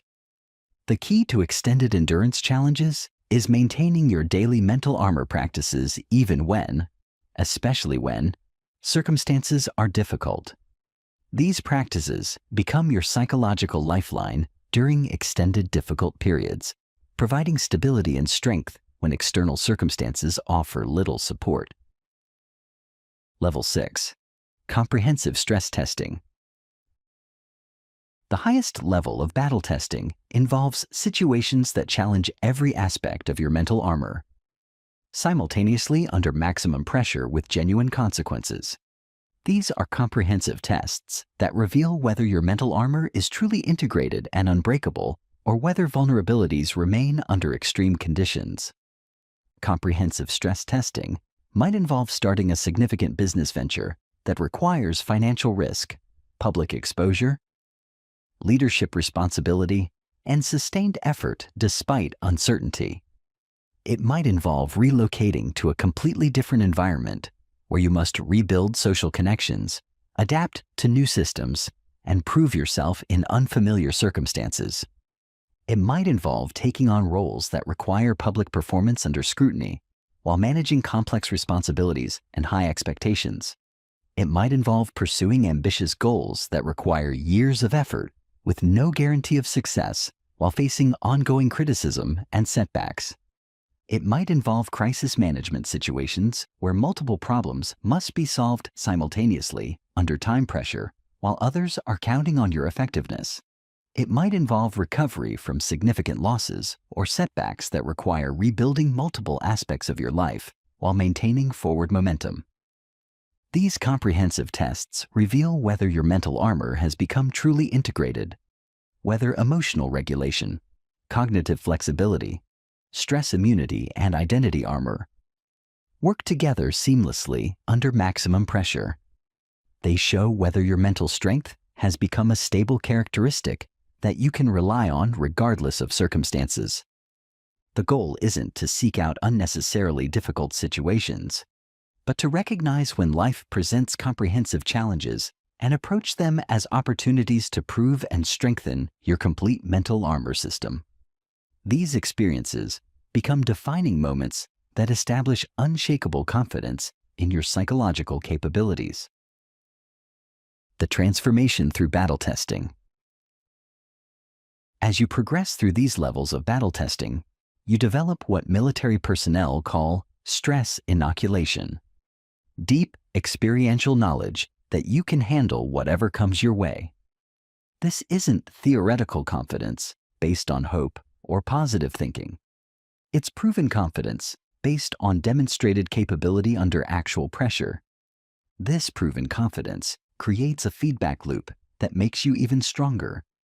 When you know you can handle challenges, you approach them with the relaxed alertness of someone who has trained for this moment, rather than the desperate anxiety of someone who hopes they'll survive it. This relaxed alertness actually enhances your performance, making success more likely and further reinforcing your confidence. The process of battle testing also reveals that most challenges are far less threatening than they initially appear. When you've successfully handled truly difficult situations, everyday problems become merely interesting puzzles to solve rather than threats to your well-being. Your perspective on what constitutes a real problem shifts dramatically. You develop what researchers call challenge appraisal, the automatic tendency to see difficult situations as opportunities for growth and demonstration of capability rather than threats to be avoided. This shift in perception eliminates much of the anxiety and stress that people feel when facing difficulties, because threats feel dangerous while opportunities feel exciting. Most importantly, battle testing proves that your mental armor isn't just a collection of techniques you've learned, but a fundamental transformation in who you are. You discover that you've become someone who actually gets stronger through adversity, who performs better under pressure, who finds opportunity in chaos, and who leads others through their difficulties. This transformation is permanent because it's based on proven experience rather than temporary motivation. Once you know you're mentally unbreakable, that knowledge becomes part of your identity in a way that cannot be taken away by future challenges or changing circumstances. Chapter 11. The Unbreakable Life. Living from Mental Armor. When mental armor becomes fully integrated into your being, it doesn't just protect you from external threats. It fundamentally transforms how you experience life itself. You don't just survive challenges. You actively seek them as opportunities for growth and demonstration of your capabilities. You don't just endure difficulties.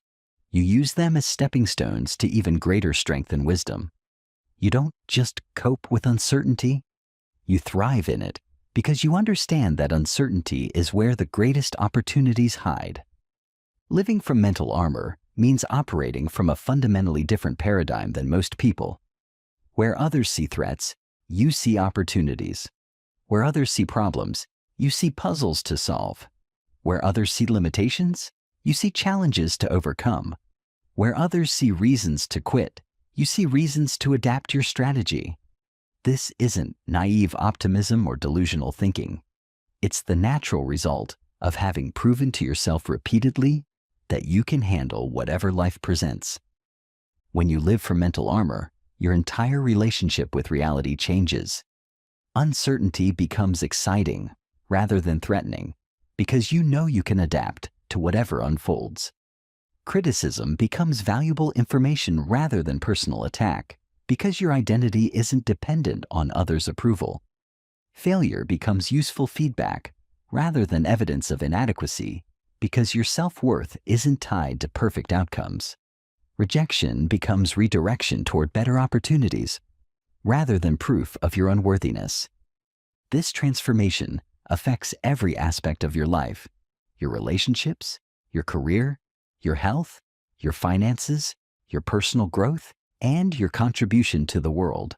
You become someone who creates opportunities rather than waiting for them, who solves problems rather than complaining about them, who leads others through difficulties rather than adding to the chaos.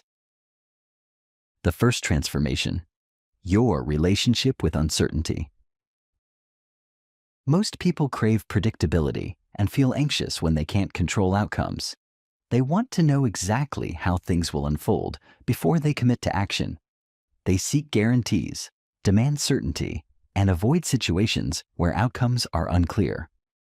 This need for predictability severely limits their possibilities because most significant opportunities involve substantial uncertainty. But when you have unbreakable mental armor, uncertainty becomes exciting rather than threatening. You understand that uncertainty is where opportunities hide, where breakthroughs happen, where the biggest rewards await those brave enough to venture into unknown territory. You realize that if outcomes were guaranteed, there would be no opportunity for exceptional results because everyone would pursue the same guaranteed paths. This comfort with uncertainty allows you to take calculated risks that others avoid. You can pursue ambitious goals without needing guarantees of success because you know you'll learn valuable lessons and build capabilities regardless of specific outcomes. You can make bold moves without needing to know exactly how everything will work out because you trust your ability to adapt and find solutions as circumstances unfold. You develop what entrepreneurs call intelligent ignorance, the ability to act decisively even when you don't have complete information. You understand that waiting for complete certainty often means missing opportunities entirely, and that most important decisions must be made with incomplete data. Your mental armor gives you confidence to proceed despite uncertainty, because you know you can handle whatever challenges arise. This relationship with uncertainty also makes you incredibly valuable in organizational and social contexts, because most people become paralyzed when facing unclear situations. You become someone others turn to when circumstances are changing rapidly, when conventional approaches aren't working, and when leadership is needed despite uncertain outcomes. The second transformation, your relationship with failure. Most people see failure as evidence of inadequacy, proof that they're not capable of achieving their goals, or confirmation that they should lower their expectations and pursue safer alternatives. They take failure personally, interpret it as a reflection of their worth, and allow it to undermine their confidence for future endeavors. But when you live from mental armor, failure becomes valuable feedback that accelerates your learning and improvement. You understand that failure is not the opposite of success. It's a stepping stone to success. Every failure provides information about what doesn't work, reveals assumptions that need to be questioned, and identifies skills that need to be developed. This reframe allows you to experiment boldly and iterate quickly. You can try new approaches without being paralyzed by the fear of not getting it right immediately. You can pursue stretch goals without needing to know you'll achieve them on the first attempt. You can take risks and make bold moves because you know that even failed attempts will provide valuable learning and capability development. You develop what researchers call intelligent failure, the ability to fail fast, learn quickly, and adjust your approach based on results. You understand that the faster you can test ideas and get feedback, the faster you can converge on approaches that work. Your mental armor protects you from being devastated by setbacks while ensuring that you extract maximum learning from every experience. This relationship with failure also makes you much more innovative and creative because you're not constrained by the need to be right the first time.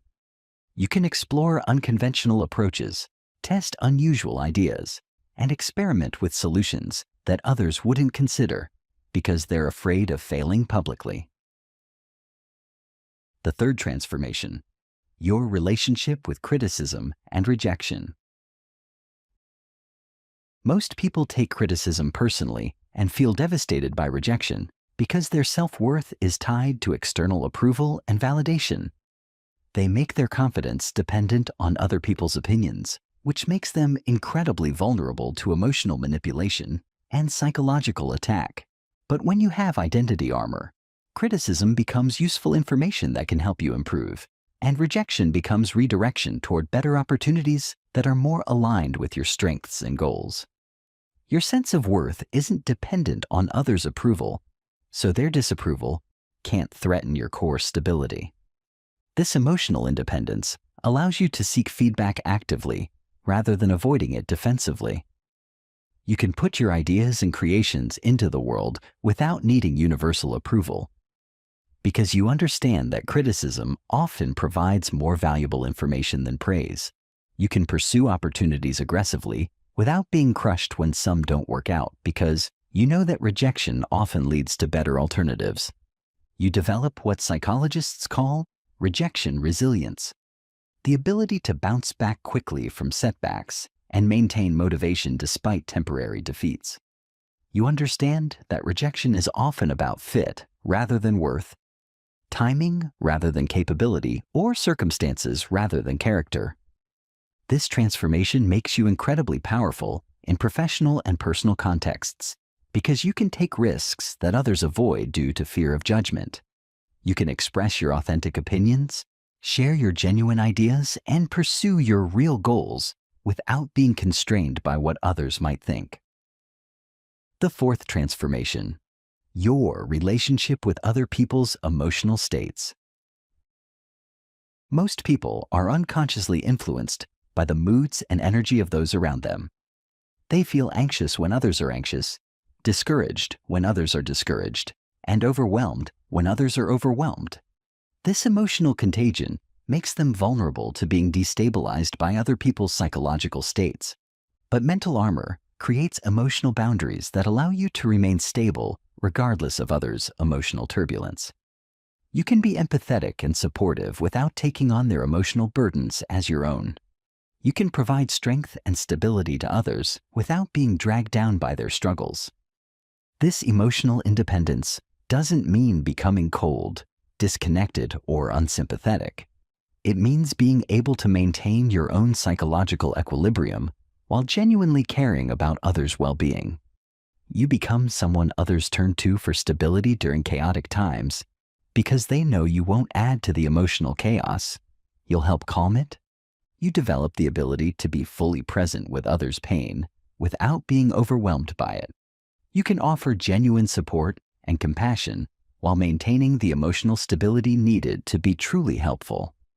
This makes you incredibly valuable in relationships and professional contexts because you become a source of calm in the storm rather than another person adding to the chaos. The fifth transformation, your relationship with time and patience. Most people want immediate results and become frustrated when progress is slower than expected. They live in a state of constant urgency, always feeling behind schedule, always wanting things to happen faster than they naturally unfold. This impatience creates stress, leads to poor decisions, and causes them to abandon valuable long-term pursuits when they don't see quick results.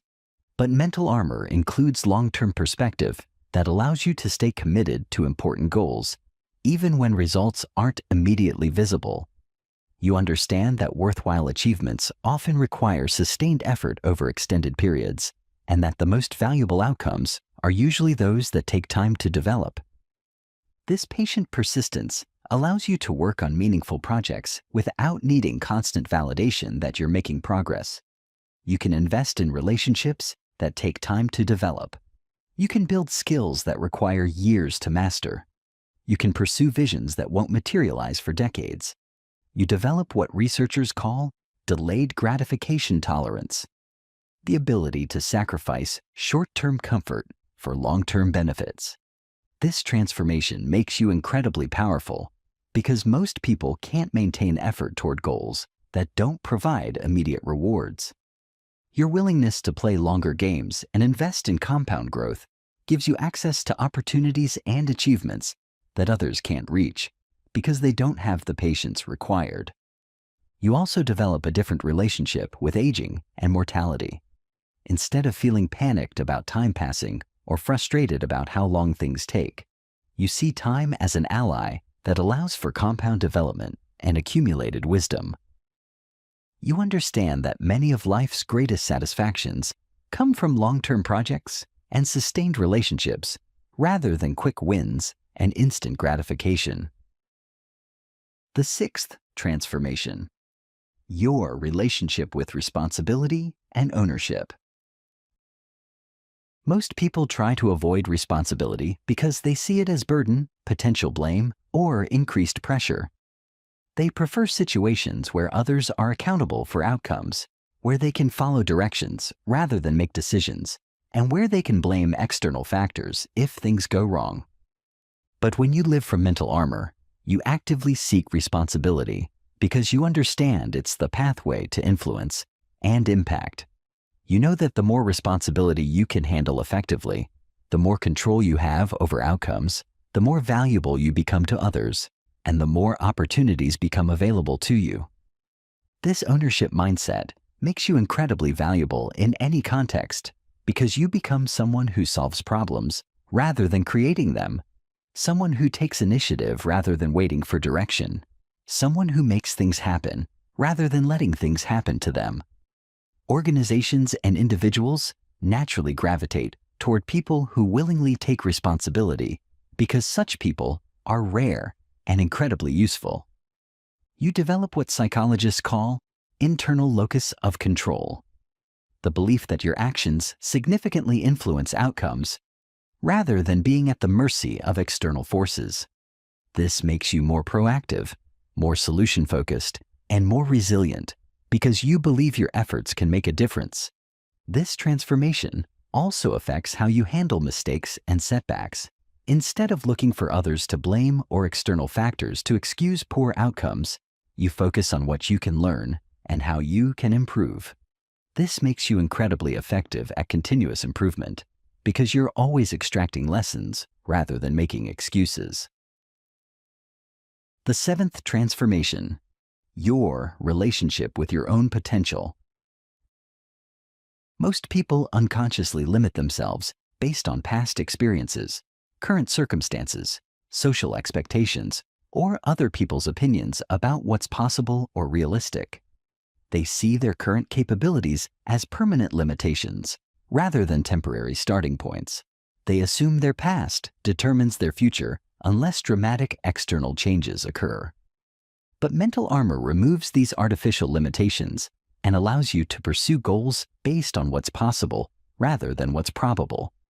You understand that your past does not determine your future unless you allow it to.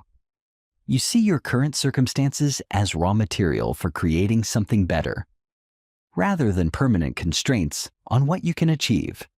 This expanded sense of possibility allows you to set goals that might seem unrealistic to others, but feel achievable to you, because you understand the power of systematic development, persistent effort, and continuous learning. You can pursue visions that stretch far beyond your current circumstances, because you know that dramatic change is possible through sustained, intelligent action. You develop what psychologists call possible self-thinking, the ability to envision and work toward dramatically improved versions of yourself. You don't just imagine having more money or better relationships. You imagine becoming the kind of person who naturally creates financial abundance and meaningful connections. This transformation makes you incredibly inspiring to others because your example shows them what's possible when someone commits to systematic development and refuses to accept artificial limitations. You become living proof that people can change dramatically, that circumstances can be transcended, and that extraordinary results are possible for those willing to do the work. The eighth transformation: your relationship with meaning and purpose. Most people struggle with finding meaning and purpose in their lives. They feel like they're going through the motions without clear direction, working in jobs that don't fulfill them, pursuing goals that don't truly matter to them, and living according to scripts written by others rather than their own authentic vision. But living from mental armor naturally connects you with deeper meaning and purpose because you're no longer operating from fear, scarcity, or external validation. When you're not constantly worried about survival, approval, or avoiding failure, you can focus on what truly matters to you and what legacy you want to create. Mental armor gives you the courage to pursue work that aligns with your values rather than just pays the bills. It gives you the confidence to build relationships based on mutual respect and genuine connection rather than convenience or social status. It gives you the strength to stand up for causes you believe in rather than just going along with popular opinion. You develop what researchers call eudaimonic well-being, happiness that comes from living according to your authentic values and pursuing meaningful goals rather than just experiencing positive emotions or avoiding negative ones. This creates a deep satisfaction that doesn't depend on external circumstances because it comes from alignment between your actions and your values. This transformation makes your life incredibly fulfilling because everything you do becomes part of a larger purpose rather than just random activities to fill time. You wake up each day with clear direction about what matters and why your efforts are valuable. Living from mental armor creates ripple effects. When you live from mental armor, you don't just transform your own experience. You become a force for strength in the world around you. Your example shows others what's possible when someone develops genuine psychological resilience. Your calm during storms helps others find their own stability. Your confidence during uncertainty helps others access their own courage. Children who grow up around people with mental armor develop stronger psychological foundations because they see strength modeled consistently.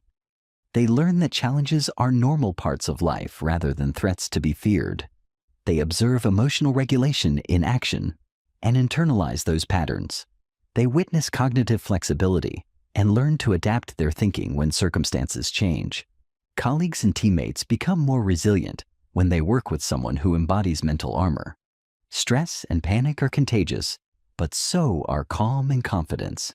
When you remain stable during organizational crises, you help others access their own stability. When you respond to setbacks with learning orientation, rather than blame, you teach others to do the same.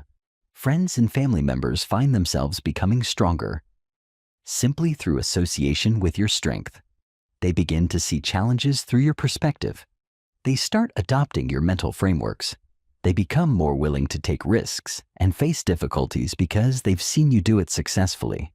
The impact extends beyond your immediate circle through what social scientists call social modeling. People observe your behavior and responses, consciously and unconsciously, learning from your example.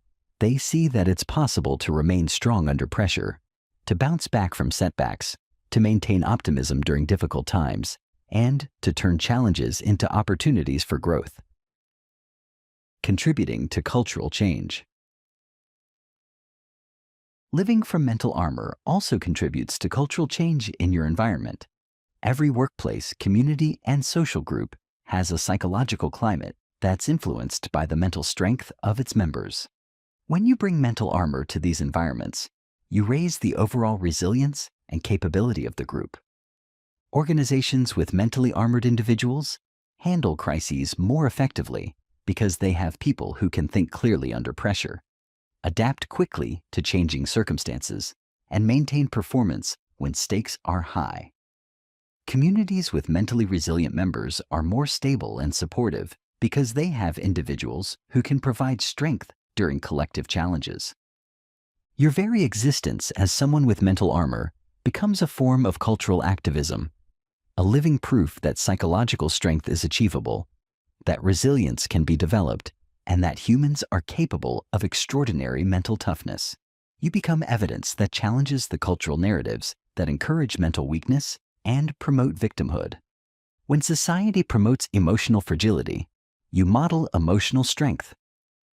When culture encourages reactive thinking, you demonstrate cognitive flexibility. When popular opinion suggests that people need protection from discomfort, you prove that humans become stronger through appropriate challenge. When prevailing wisdom says that mental toughness is genetic or rare, you show that it can be systematically developed. The legacy of mental armor.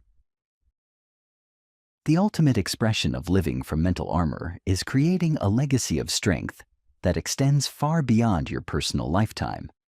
The psychological resilience you model gets passed down through generations. The mental frameworks you demonstrate get shared across communities. The strength you build gets multiplied through everyone you influence. This legacy aspect becomes one of the most meaningful parts of living from mental armor. You're not just building psychological strength for your own benefit. You're contributing to the elevation of human consciousness and capability. You're participating in the development of a more resilient, adaptable, and psychologically healthy human culture. Every person you help become stronger goes on to help others become stronger. Every mental framework you share gets passed along to people you'll never meet. Every example you set of psychological resilience contributes to a cultural shift toward greater mental health and human capability. When you commit to building and living from mental armor, you're making a contribution that extends far beyond your individual circumstances. You're helping create a world where psychological strength is normal rather than exceptional, where resilience is developed rather than hoped for, and where human beings routinely transcend their circumstances rather than being limited by them. This is the true power and purpose of mental armor, not just personal invincibility, but the creation of a legacy of strength that ripples out through time and space, touching lives you'll never know, solving problems you'll never see, and contributing to a stronger, more resilient human future. The choice is yours. You can remain vulnerable to the psychological attacks of modern life, reactive to circumstances beyond your control, and fragile in the face of uncertainty and challenge. Or you can build mental armor so strong that nothing can penetrate it, becoming unbreakable, not just for yourself, but for everyone whose life you touch. The ultimate freedom. Living from mental armor creates the ultimate freedom, being so strong internally that external circumstances cannot disturb your peace, so confident in your capabilities that uncertainty becomes exciting rather than threatening, so grounded in your identity that criticism cannot shake your sense of self, and so committed to growth that challenges become opportunities for demonstrations rather than threats to be avoided. This is freedom from the tyranny of other people's opinions, freedom from the anxiety of uncertain outcomes, freedom from the depression of temporary setbacks, and freedom from the paralysis of perfectionist thinking. It's the freedom to pursue your authentic goals without being limited by fear, to express your genuine opinions without being constrained by social pressure, and to take meaningful risks without being paralyzed by potential failure. When you achieve this level of mental armor, you discover that most of the things that used to control your life simply don't have power over you anymore. You can face any challenge with confidence because you know you have the tools to handle it. You can pursue any goal with determination because you're not dependent on specific outcomes for your sense of worth. You can weather any storm with stability because your foundation is unshakable. This is the life that mental armor makes possible, a life of authentic power, genuine confidence, and unshakable peace that comes not from having everything go your way, but from knowing that you can handle whatever comes your way with strength, wisdom, and grace. Chapter 12. The Mental Armor Legacy. Mental armor is not just a personal development tool or an individual achievement. It's a legacy you leave for everyone whose life you touch. When you develop unbreakable mental strength, you don't just transform your own experience. You become a model and catalyst for transformation in others. Your mental armor becomes a gift that keeps giving long after you've built it, creating ripple effects that extend far beyond your personal circumstances and individual lifetime. The ripple effects of mental armor extend in ways you might never fully realize or comprehend. Every interaction you have while operating from mental strength influences others to be stronger. Every challenge you handle with grace and resilience shows others what's possible when someone has developed genuine psychological toughness. Every time you remain calm under pressure, you give others permission to access their own inner strength. Every demonstration of mental armor becomes a teaching moment that helps others understand what psychological resilience looks like in action. This influence happens whether you're conscious of it or not. People observe your responses to difficult situations and unconsciously learn from your example. They see how you handle criticism without being devastated, how you face setbacks without giving up, how you navigate uncertainty without being paralyzed by anxiety, and how you maintain your principles despite social pressure. These observations plant seeds that can grow into their own mental strength development. The immediate circle impact. Children who grow up around mentally armored adults develop stronger psychological foundations because they see strength modeled consistently rather than weakness reinforced repeatedly. They learn through observation that challenges are normal parts of life, rather than threats to be feared or avoided. They witness emotional regulation in action and internalize those patterns as natural responses to stress, rather than learning that emotional reactivity is normal or acceptable. They observe cognitive flexibility when plans change and learn that adaptation is possible, rather than that change is inherently threatening. They see stress being used as fuel for enhanced performance, rather than as an excuse for poor performance. They watch identity armor in action and learn that self-worth comes from internal sources, rather than external validation. Most importantly, they learn that humans are capable of developing extraordinary psychological strength, rather than believing that mental toughness is genetic, rare, or unattainable. This gives them fundamentally different expectations about what's possible for them and dramatically increases the likelihood that they'll develop their own mental armor. Colleagues and teammates become more resilient when they work with someone who embodies mental armor. Emotional states are contagious. Stress and panic spread rapidly through groups, but so do calm and confidence. When you remain stable during organizational crises, you help others access their own stability rather than adding to the collective anxiety. When you respond to setbacks with learning orientation rather than blame and complaining, you teach others to extract value from difficult experiences. When you demonstrate cognitive flexibility during changing circumstances, you show others that adaptation is possible rather than that change is inherently bad. When you use pressure situations as opportunities to demonstrate excellence rather than as excuses for poor performance, you raise the standards for everyone around you. Spouses and partners develop greater relationship resilience when they're with someone who has mental armor. Instead of escalating conflicts through emotional reactivity, you model emotional regulation that allows for productive problem solving. Instead of catastrophizing about relationship challenges, you demonstrate cognitive flexibility that finds solutions rather than dwelling on problems. Instead of allowing external stresses to damage your relationship, you show how mental armor protects what matters most. Friends and family members find themselves becoming stronger. Simply through association with your strength, they begin to see challenges through your perspective rather than through their habitual fear-based lens. They start adopting your mental frameworks and reframing techniques. They become more willing to take risks and face difficulties because they've seen you do it successfully and witnessed that survival is not only possible, but growth is probable. The extended network influence. The impact extends beyond your immediate circle through what social scientists call social modeling and behavioral contagion. People observe your behavior and responses, consciously and unconsciously, learning from your example even when they're not directly in relationship with you. They see that it's possible to remain strong under pressure, to bounce back from setbacks, to maintain optimism during difficult times, and to turn challenges into opportunities for growth.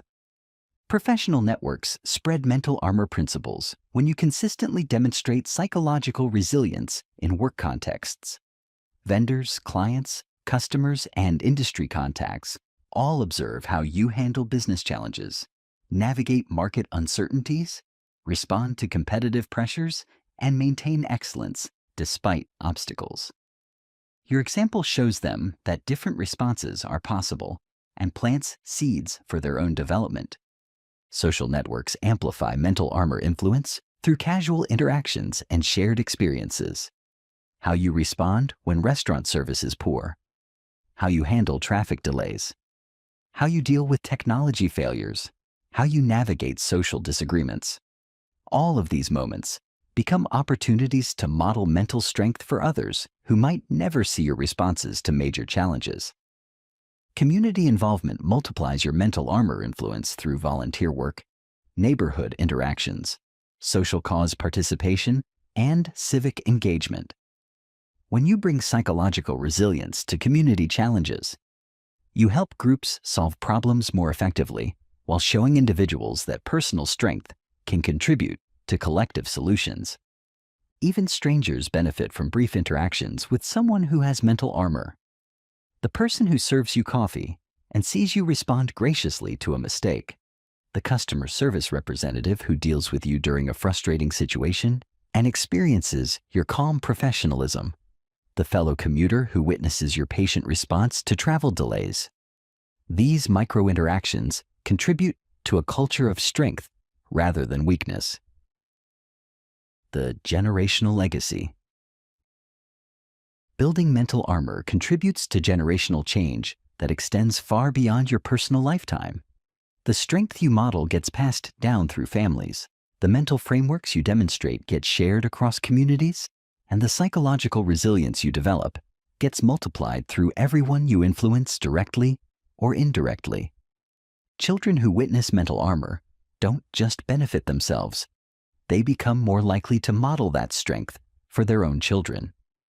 Mental frameworks that promote resilience rather than fragility get passed down through generations, creating compound effects that extend for decades beyond your direct influence. The people you mentor in mental armor development go on to mentor others, creating expanding circles of psychological strength that reach people you'll never meet, but whose lives are improved by principles and techniques that originated with your commitment to building unbreakable mental strength. Professional relationships create career-long impacts when mental armor principles get integrated into organizational cultures, leadership development programs, team management approaches, and industry best practices. Your example of psychological resilience under professional pressure can influence how entire organizations approach challenges and develop their people. Contributing to cultural evolution.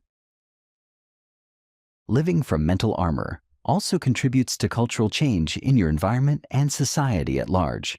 Every workplace, community, and social group has a psychological climate that's influenced by the mental strength of its members.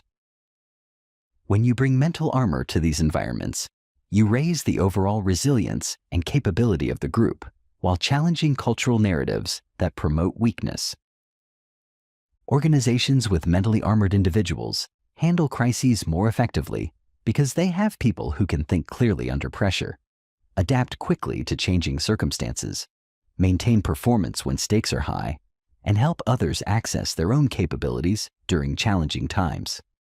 These organizations become more successful, which creates positive feedback loops that reinforce the value of mental strength.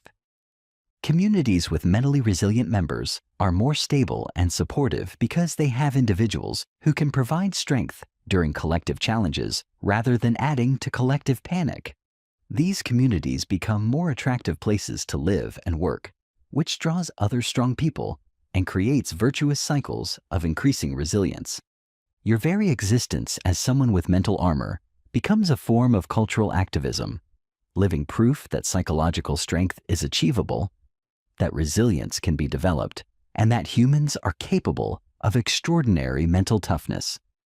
You become evidence that challenges the cultural narratives that encourage mental weakness and promote victimhood. When society promotes emotional fragility and safe spaces, you model emotional strength and challenge-seeking.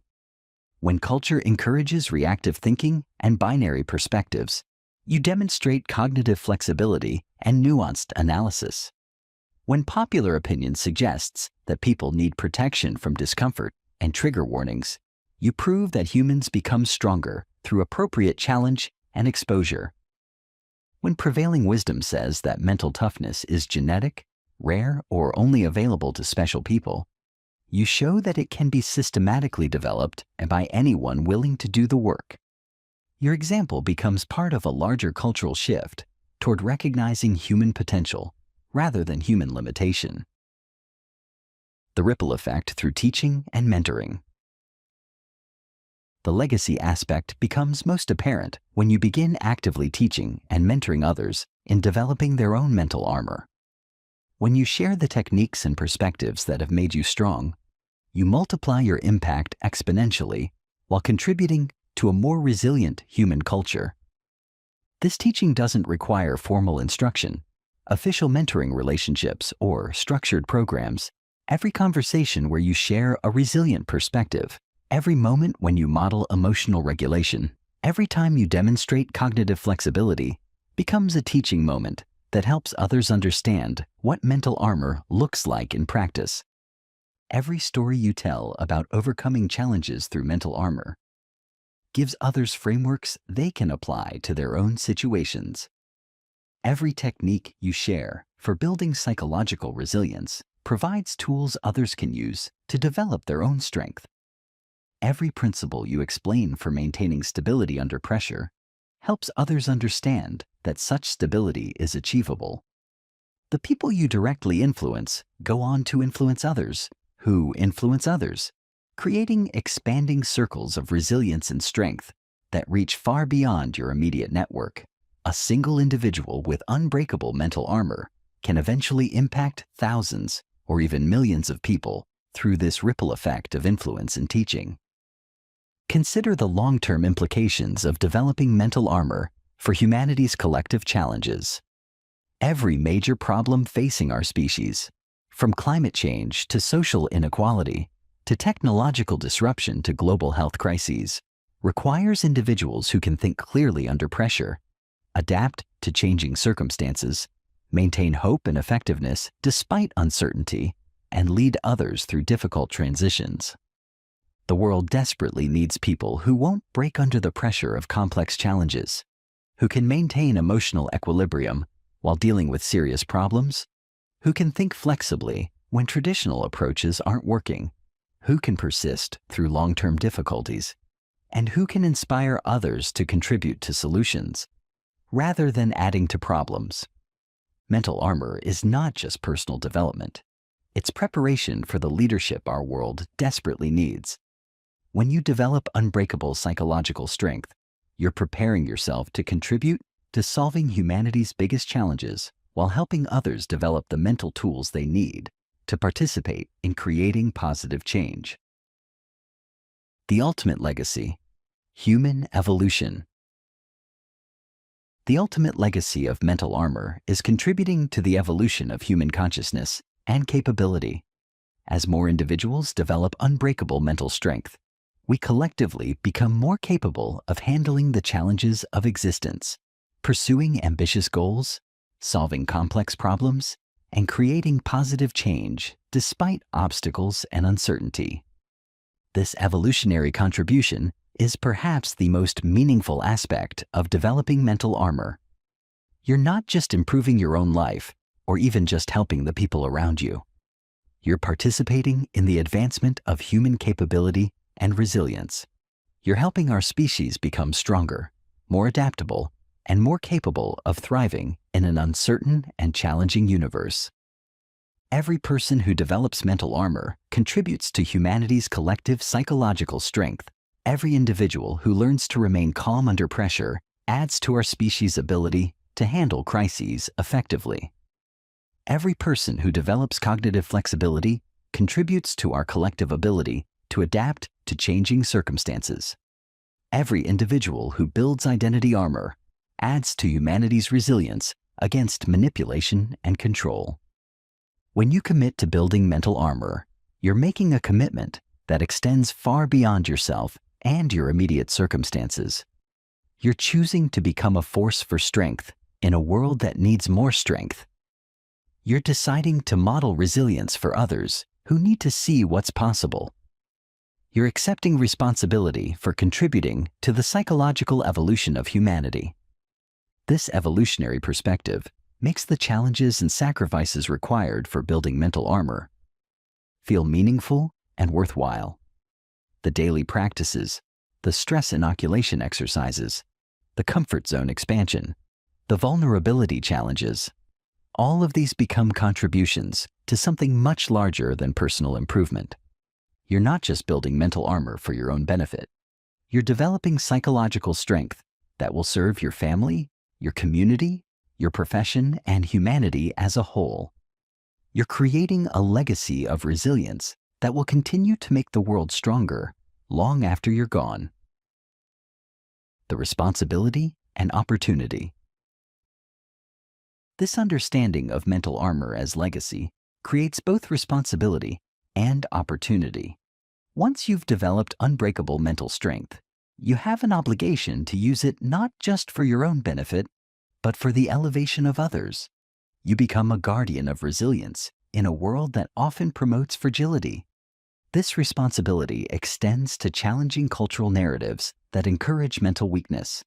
When society promotes victimhood and learned helplessness, you model ownership and personal responsibility. When culture encourages emotional reactivity and triggered responses, you demonstrate regulation and thoughtful response. When popular opinion suggests that humans are fragile and need constant protection, you prove that humans are anti-fragile and grow stronger through appropriate challenge. But this responsibility is also an incredible opportunity. You get to be part of the solution to humanity's psychological challenges. You get to contribute to creating a stronger, more resilient human culture.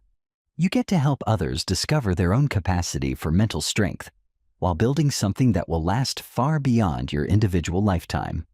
The legacy of mental armor is ultimately about love. Love for humanity, love for future generations, love for human potential, and love for what we can become when we commit to developing our psychological capabilities. It's about caring enough about others to become strong yourself, caring enough about the future to model what's possible in the present, and caring enough about human flourishing to do the work required for building unbreakable mental strength.